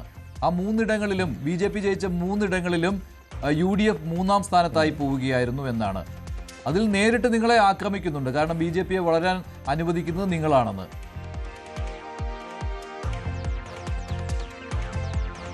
നോക്കൂ മഞ്ജുഷേ, ഈ 3 സ്ഥലത്തെയും സ്ഥാനാർത്ഥികളെ നിങ്ങളെടുത്തൊന്ന് പരിശോധിച്ചു. ഈ 3 സ്ഥലത്തെയും ഏറ്റവും ശക്തരായിട്ടുള്ള സ്ഥാനാർത്ഥികൾ ശ്രീ ശരത്ചന്ദ്ര പ്രസാദ്. ആ ശരത്ചന്ദ്ര പ്രസാദ് എത്രയോ പരിണിതപ്രജ്ഞനായിട്ടുള്ള MLA ആയിരുന്ന KPCCയുടെ വൈസ് പ്രസിഡന്റാണ് മത്സരത്തിനിറങ്ങിയത്. രണ്ടാമത് ഏറ്റവും പ്രധാനപ്പെട്ട കാര്യം എന്ന് പറയുന്നത് നിങ്ങൾക്കറിയാം ശബരിനാഥാണ്. ഇവിടെ പലരും മത്സരം BJPയും അതോടൊപ്പം തന്നെ CPM തമ്മിലാണെന്ന് പറഞ്ഞുകൊണ്ടിരുന്നിടത്ത് ശബരിനാഥ് വന്നതോടുകൂടി, ശബരിനാഥ് 2 തവണ MLA ആയിരുന്ന ആളാണ്, KPCCയുടെ ജനറൽ സെക്രട്ടറി ആയിരുന്നു, ചെറുപ്പക്കാരനാണ്. മത്സരം എങ്ങനെ മാറി? 28,000-ഓളം വോട്ടുകൾ അദ്ദേഹം പിടിച്ചു. അപ്പൊ ഇവിടെ നമ്മൾ മനസ്സിലാക്കേണ്ട ഒരു കാര്യം, ഇനി 3ാമത് എടുത്തു നോക്കിയാൽ ചാത്തന്നൂരിൽ അവിടെ സൂരജാണ്. അപ്പോൾ സൂരജ് അടക്കമുള്ള ആളുകളെ പരിശോധിച്ച് നോക്കിയാൽ അദ്ദേഹം KPCCയുടെ ജനറൽ സെക്രട്ടറിയാണ്. ഇവിടെ എവിടെയാണ് അശക്തരായിട്ടുള്ള സ്ഥാനാർത്ഥി നിർത്തിയിട്ടുള്ളത്? അപ്പൊ ഇത് ഞങ്ങളുടെ സിറ്റിംഗ് സീറ്റുകളല്ല, ഇത് 3ഉം CPMന്റെ സിറ്റിംഗ് സീറ്റാണ്. അതുകൊണ്ടാണ് ഞങ്ങൾ പറഞ്ഞത് ഇവർ തമ്മിലൊരു ഡീലുണ്ടായിരുന്നു. ആ ഡീലിന്റെ ഭാഗമായി തളികയിൽ കൊണ്ടുവച്ച് കൊടുക്കുകയായിരുന്നു ഈ 3 സീറ്റും. തിരുവനന്തപുരത്ത് ഏറ്റവും വീക്കായി പോയത് ശ്രീ ശിവൻകുട്ടിയാണ്. കഴിഞ്ഞ തവണ ശ്രീ K. മുരളീധരൻ വന്ന് ശക്തമായ സീറ്റ് പിടിച്ചു. അതോടൊപ്പം തന്നെ ശിവൻകുട്ടി ശക്തമായ മത്സരത്തിൽ രംഗത്തുണ്ടായിരുന്നു. ഇത്തവണ അദ്ദേഹം വളരെ വീക്കായിരുന്നു. സ്വാഭാവികമായിട്ട് അതിന്റെ എഡ്ജ് കിട്ടിയിട്ടുള്ളത് BJPക്കാണ്. അതോടൊപ്പം തന്നെ നമുക്കറിയാവുന്നതുപോലെ അദ്ദേഹം കഴിഞ്ഞ തവണ അവിടെ ശബരി അതിനേക്കാൾ കൂടുതൽ വോട്ട് പിടിക്കുമെന്ന് പ്രതീക്ഷിച്ചിരുന്നതല്ലേ? അതെ, ശബരി വീക്കായിരുന്നു പറഞ്ഞു കഴിഞ്ഞാൽ ഞങ്ങള് ഈ സ്ഥലത്തൊക്കെ ഞങ്ങൾ 3-ാം സ്ഥാനത്ത് നിൽക്കുന്ന സീറ്റുകളാണെന്നേ. ഞങ്ങളവിടെ 1-ാം സ്ഥാനത്തല്ല. ഈ 3 സ്ഥലത്ത് നിങ്ങൾ പരിശോധിച്ച് നോക്കുക. അവിടെ CPM ആണ് 1-ാം സ്ഥാനത്ത് നിൽക്കുന്നത്. അവിടെ BJP 2-ാം സ്ഥാനത്ത് നിൽക്കുന്ന സീറ്റുകളാണ്. 3-ാം സ്ഥാനത്താണ് വർഷങ്ങളായി 3-ാം സ്ഥാനത്താണ് നേമത്ത്. അവിടെ അതെ, പക്ഷേ ഇനി രസകരമായ ഒരു സാധനമുണ്ട്. നമുക്ക് മനസ്സിലാക്കേണ്ട ഒരു പ്രധാനപ്പെട്ട കാര്യം, ഇത് മുന്നിൽ കണ്ടുകൊണ്ട് കുറെ കൂടി ശക്തരായ സ്ഥാനാർത്ഥികളെ CPM-നെ നിർത്താമായിരുന്നു. അത് അവർ ചെയ്തില്ല. കാരണം ആരോപണങ്ങൾ ഉന്നയിക്കപ്പെട്ടിട്ടുള്ള രണ്ട് തരം ആരോപണങ്ങളുമായി ബന്ധപ്പെട്ടിട്ട് അല്ലല്ലോ തെറ്റി ഹരി, അവിടെ താങ്കൾക്ക് തെറ്റി. ശിവൻകുട്ടിയേക്കാൾ വലിയ ഒരാളെ നിർത്താൻ പറ്റില്ലല്ലോ, കടകംപള്ളിയേക്കാൾ വലിയ ഒരാളെ നിർത്താൻ പറ്റില്ലല്ലോ വി മുരളീധരനെതിരെ. അപ്പോൾ CPM അവരുടെ ഡ്യൂട്ടി ചെയ്തു. അല്ല, അതെ, BJP എത്രത്തോളം രണ്ടുപേരും അടിസ്ഥാനപരമായി താങ്കൾ സംസാരിക്കരുത്. വെമ്പായ നസീർ, ഒന്ന് ക്ഷമിക്കണം, ഞാനൊന്ന് പറഞ്ഞു തീർത്തോട്ടെ. ഇതിനകത്ത് ഏറ്റവും പ്രധാനപ്പെട്ട കാര്യം, മഞ്ജുഷ, എനിക്കത് അറിയാത്തതല്ല, ഇവർ രണ്ടുപേരും ഏറ്റവും പ്രഗത്ഭരായ സ്ഥാനാർത്ഥികളാണ് വന്നത്. പക്ഷെ ഞാൻ പറഞ്ഞതല്ല, ഞാൻ പറഞ്ഞത് ഇവർ രണ്ടുപേരും ആരോപണ വിധേയരായിട്ടുള്ള ആളുകളാണ്. ആ ആരോപണ വിധേയരായിട്ടുള്ള ആളുകൾ മത്സരിക്കുമ്പോൾ സ്വാഭാവികമായിട്ടും ഇത്രയും ആന്റി ഇൻകംബൻസി ഉണ്ടാകുമ്പോൾ അതിനെതിരെ ശക്തമായിട്ടുള്ള, അല്ലെങ്കിൽ അവർക്ക് വിജയിക്കാനുള്ള സാധ്യത വളരെ കുറവാണ് എന്നുള്ള തിരിച്ചറിവ് അവർക്ക് ഉണ്ടാകാതെ പോകുന്നു എന്നുള്ളതാണ്. അതാണ് ഞാൻ പറഞ്ഞത്, സ്ഥാനാർത്ഥികളൊന്ന് മാറ്റി പരീക്ഷിക്കാമല്ലോ.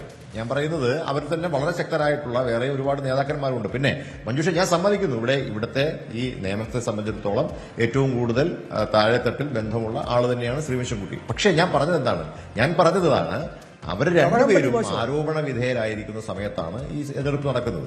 സ്വാഭാവികമായിട്ടും അവർക്ക് അതിൻ്റെതായിട്ടുള്ളൊരു ബലഹീനത തെരഞ്ഞെടുപ്പിൽ ഉണ്ടാവും. അതേസമയം ഞങ്ങൾ എന്താ ചെയ്തത്, ഞങ്ങൾക്ക് സ്വാഭാവികമായിട്ട് അവിടെ ഒരു വീക്കായിട്ടുള്ള ഒരു കാൻഡിഡേറ്റ് നമുക്ക് ഇവിടെ ഇടാമായിരുന്നു. ഞങ്ങളത് ചെയ്തില്ലല്ലോ. പലരും പ്രതീക്ഷിച്ചു വളരെ വീക്കായ ഒരു സ്ഥാനാർത്ഥി അവിടെ വന്നേക്കാം എന്നൊരു പ്രതീക്ഷയുണ്ടായിരുന്നു. പലരും പറഞ്ഞു ഇവിടെ നമ്മുടെ കൌൺസിലറായി മത്സരിക്കുന്ന വൈഷ്ണവ് സുരേഷ് അവിടെ സ്ഥാനാർത്ഥിയായി വരും എന്നടക്കമുള്ള കാര്യങ്ങളൊക്കെ പറഞ്ഞു. അതൊന്നും ഉണ്ടായില്ലല്ലോ. 2 തവണ MLA ആയിരുന്ന KPCCയുടെ ജനറൽ സെക്രട്ടറി ആയിട്ടുള്ള പ്രിയപ്പെട്ട ശബരിനാഥനാണ് ഇവിടെ മത്സരിച്ചത്. ശബരിനാഥൻ നല്ല മത്സരം തന്നെയാണ് കാഴ്ചവെച്ചത്. അദ്ദേഹം ഏറ്റവും അവസാനമാണ് കടന്നു വന്നെങ്കിലും 29,000-ഓളം വോട്ടുകൾ അദ്ദേഹവും പിടിച്ചിട്ടുണ്ട്. അപ്പൊ അതുകൊണ്ട് ഞാൻ പറയാൻ ആഗ്രഹിക്കുന്നത്, എവരാണ് ഈ വെള്ളിത്തളികയിൽ കൊണ്ട് ഈ 3 സീറ്റുകളും BJPക്ക് നൽകിയത്. എന്നിട്ട് അത് ഞങ്ങളുടെ മണ്ടയിൽ വെച്ചിട്ട് വല്ല കാര്യമുണ്ടോ? എന്താണ് പറയുന്നത്, ഒറ്റ സെക്കൻഡ്, നാളെയോ മറ്റന്നാളോ ഈ വോട്ടിന്റെ കണക്കുകൾ കിട്ടിയതിന് ശേഷം നമുക്ക് അങ്ങോട്ട് ചർച്ച ചെയ്യാം. ആരുടെ വോട്ടാണ് BJPക്ക് പോയി ഇതായിരിക്കുമല്ലോ സ്വാഭാവികമായിട്ടും ഉയർന്നു വരിക. BJPയെ ജയിപ്പിച്ചത് ആരാണ്? കോൺഗ്രസിന്റെ വോട്ട്.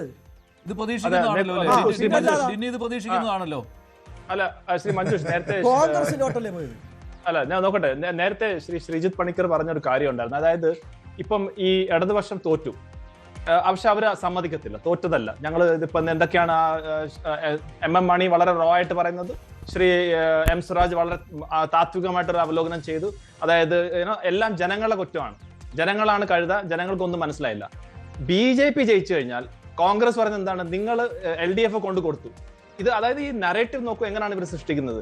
BJP ജയിച്ചത് BJPയുടെ കഴിവ് കൊണ്ടോ ആളുകളുടെ അപ്പൊ ഈ പ്രബുദ്ധ കേരള മലയാളികളല്ല, ഈ 3 അസംബ്ലി മണ്ഡലത്തിലും പ്രബുദ്ധ മലയാളികളല്ല, അവരെന്തോ പ്രത്യേക സ്പീഷീസ് ആയിട്ട് വന്നതാണോ, അവർ UP നിന്നും ബീഹാറിൽ നിന്ന് വന്നവരാണോ?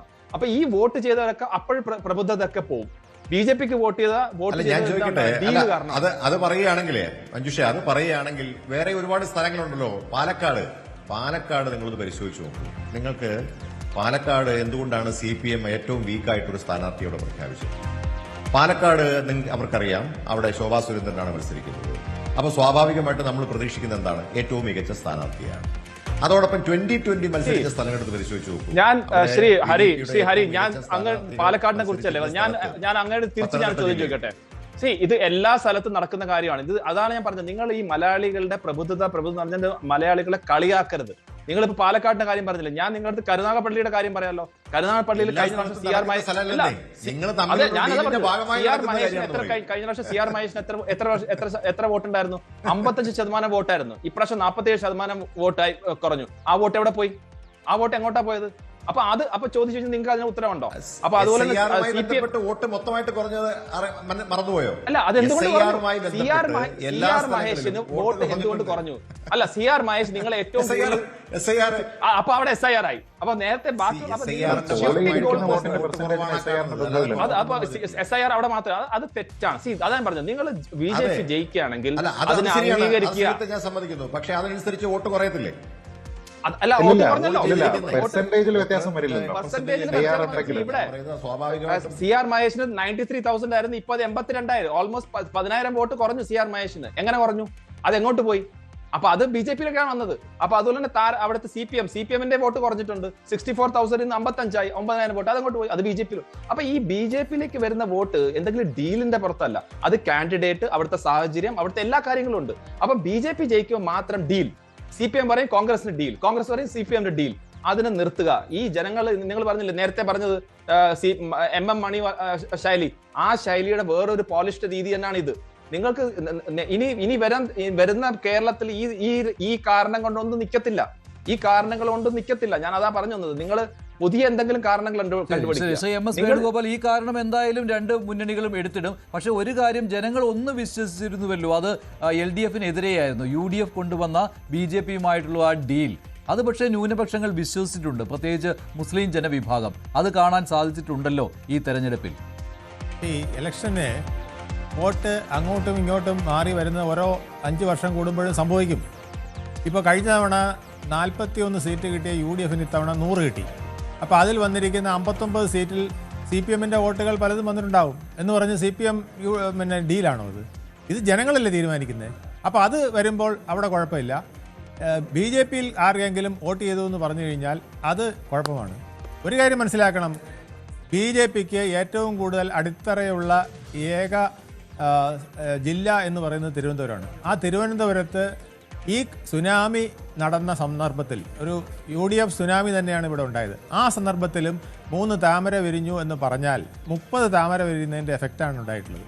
എന്തുകൊണ്ടെന്നാൽ ഇവിടെ അത്തരത്തിലൊരു വിജയത്തിനുള്ള സാധ്യത വളരെ കുറവായിരുന്നു. പക്ഷേ പ്രഗത്ഭരായ സ്ഥാനാർത്ഥികളും അതുപോലെ തന്നെ കഷ്ടപ്പെട്ട് പ്രവർത്തിക്കുന്ന കുറേ പ്രവർത്തകരും അവരുടെ പിന്നിൽ ഉള്ളതുകൊണ്ടാണ് ഇവിടെ വിജയിച്ചത്.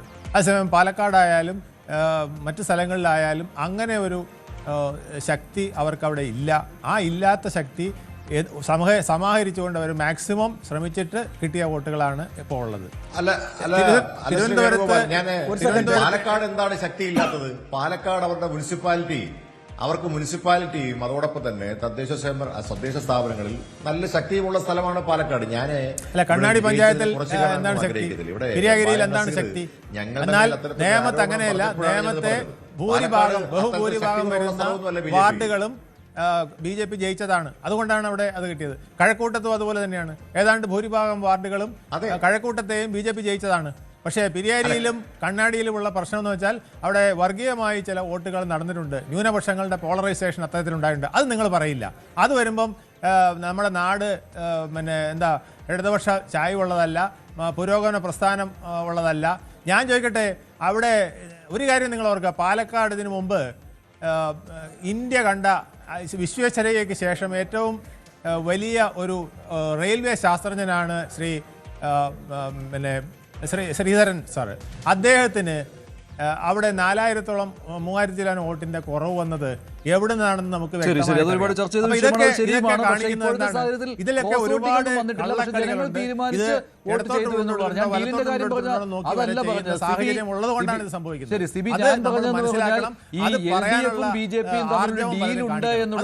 UDF-ന്റെ പ്രചാരണം അത് ന്യൂനപക്ഷങ്ങൾ വിശ്വസിച്ചിട്ടുണ്ട്.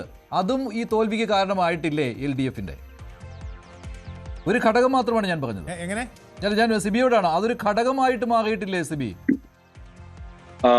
മഞ്ജുഷ, അതിനകത്ത് എനിക്ക് വീണ്ടും ഞാൻ ശ്രീ വേണുഗോപാൽ സാർ പറഞ്ഞതിനകത്ത് ഒരു തിരുത്തു വരുത്താം. അദ്ദേഹം പറഞ്ഞൊരു UDF സുനാമി എന്നാണ് പറഞ്ഞത്.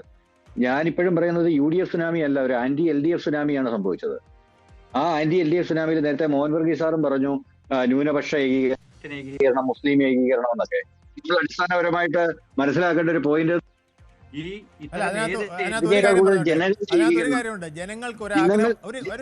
അതിനകത്ത് ജനങ്ങൾക്കൊരാഗ്രഹം ഉണ്ടായിരുന്നു ഈ 100 സീറ്റ് കൊടുത്തതിന്റെ പിന്നിൽ. അതായത് കഴിഞ്ഞ ഭരണത്തെ മാറ്റി പുതിയൊരു ഭരണം കൊടുക്കുമ്പോൾ ആ ഭരണത്തിന് വേണ്ട ശക്തിയും ക്ഷേമുഷിയും ഉണ്ടാവണം എന്ന് കരുതി കൂടെയാണ് ഈ 100 സീറ്റ് കൊടുത്തത്. എന്നിട്ടും ആ NDAക്ക് 3 ഞാൻ പറഞ്ഞു വന്ന പോയിന്റ് എന്ന് വെച്ച് കഴിഞ്ഞാല് നമ്മൾ ബേസിക് ആയിട്ട് CPM-ന്റെ ഏറ്റവും കോർ വോട്ടർമാരുടെ ലിസ്റ്റ് നോക്കുകയാണെങ്കിൽ അതിനകത്ത് ഏറ്റവും കൂടുതൽ ഹിന്ദു വോട്ടുകളാണുള്ളത്. നമ്മൾ 41.3% 1980-ന് ശേഷം 41.3% താഴോട്ട് ഒരു വോട്ട് പോലും CPM-ന് ഇതുവരെ കുറഞ്ഞിട്ടില്ല.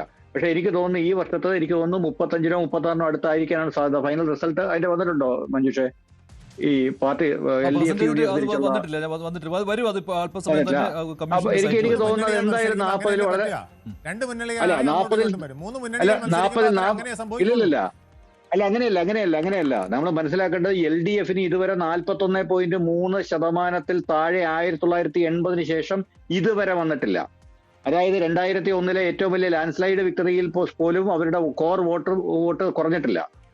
അതിൽ നിന്ന് കുറവ് ഇത്തവണ വന്നിട്ടുണ്ട്. നമ്മൾ മനസ്സിലാക്കേണ്ടത് CPMന്റെ കോർ വോട്ടർമാരെന്ന് പറയുന്ന ഹിന്ദുക്കളാണ്, അല്ലാതെ ന്യൂനപക്ഷങ്ങളല്ല. അപ്പൊ അതിലെ കോർ വോട്ട് ചോർച്ച സംഭവിച്ചിട്ടുണ്ടെങ്കിൽ അതെങ്ങനെയാണ് ന്യൂനപക്ഷ ഏകീകരണമാവുന്നത്? നമ്മൾ ജനങ്ങളുടെ ഏകീകരണം അല്ല, ജനങ്ങളുടെ ഏകീകരണം ഞാൻ ചോദിച്ചത് ജനങ്ങളുടെ ഏകീകരണം വന്നുകൊണ്ടാണ് നമുക്ക് മനസ്സിലാകാത്തത്. ഞാൻ പറയുന്നത് സാറേ, ഇത്തവണ നമ്മളുടെ ജനങ്ങളുടെ ഏകീകരണമാണ് വന്നത്. അതായത് ജനകീയ ഏകീകരണം വന്നു. മാത്രമായിട്ട് ചുരുക്കണ്ട എന്നാണ്, അത് ശരിയുമാണല്ലോ. നമ്മളിപ്പോ ഈ പറഞ്ഞതുപോലെ അങ്ങനെയാണെങ്കിൽ ഹിന്ദു ഏകീകരണം, മുസ്ലിം ഏകീകരണം, ക്രിസ്ത്യൻ ഏകീകരണം മൂന്നും പറയണ്ടേ മഞ്ജുഷേ? ശരി, അതാണ് ഞാൻ പറഞ്ഞത്. ജനങ്ങൾ ഭരണവിരുദ്ധ വികാരം കൊണ്ട് അവിടെ ഒരു ഏകീകരണം സംഭവിച്ചു, ജനങ്ങളുടെ ഏകീകരണം സംഭവിച്ചു. അതാണ് അതെ ജനകീയ ഏകീകരണമാണ് സംഭവിച്ചത്. അതിനെ നമ്മൾ ന്യൂനപക്ഷ ഏകീകരണമായിട്ട് നമ്മൾ ചുരുക്കരുത്. ശരി, ഞാൻ അവസാനിപ്പിക്കാം. ഒരു കാര്യം കൂടി പറഞ്ഞ് അവസാനിപ്പിക്കാം. പക്ഷേ BJPയുടെ അജണ്ട നടപ്പിലാക്കുന്ന ഒരു നാടായി കേരളം മാറാൻ പോവുകയാണ്. മറ്റൊന്നും പറയാനില്ല. ശരി, ഞാൻ അവസാനിപ്പിക്കുകയാണ്. നന്ദി ചർച്ചയിൽ പങ്കെടുത്ത എല്ലാവർക്കും. എന്തായാലും ഇതൊരു വൻ വിജയം എന്ന് തന്നെ പറയാം. രാഷ്ട്രീയ സുനാമിയായി ആഞ്ഞടിച്ചപ്പോൾ പിണറായി വിജയൻ സർക്കാരിനെതിരെയുള്ള വികാരം പ്രതിഫലിക്കുകയായിരുന്നു.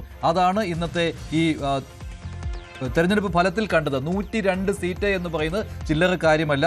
BJPക്ക് 3 സീറ്റുകൾ കിട്ടി. ഇതിനിടയിൽ 35 സീറ്റുകളുമായിട്ട് LDF ഒതുങ്ങുകയായിരുന്നു. നന്ദി ചർച്ചയിൽ പങ്കെടുത്ത എല്ലാവർക്കും.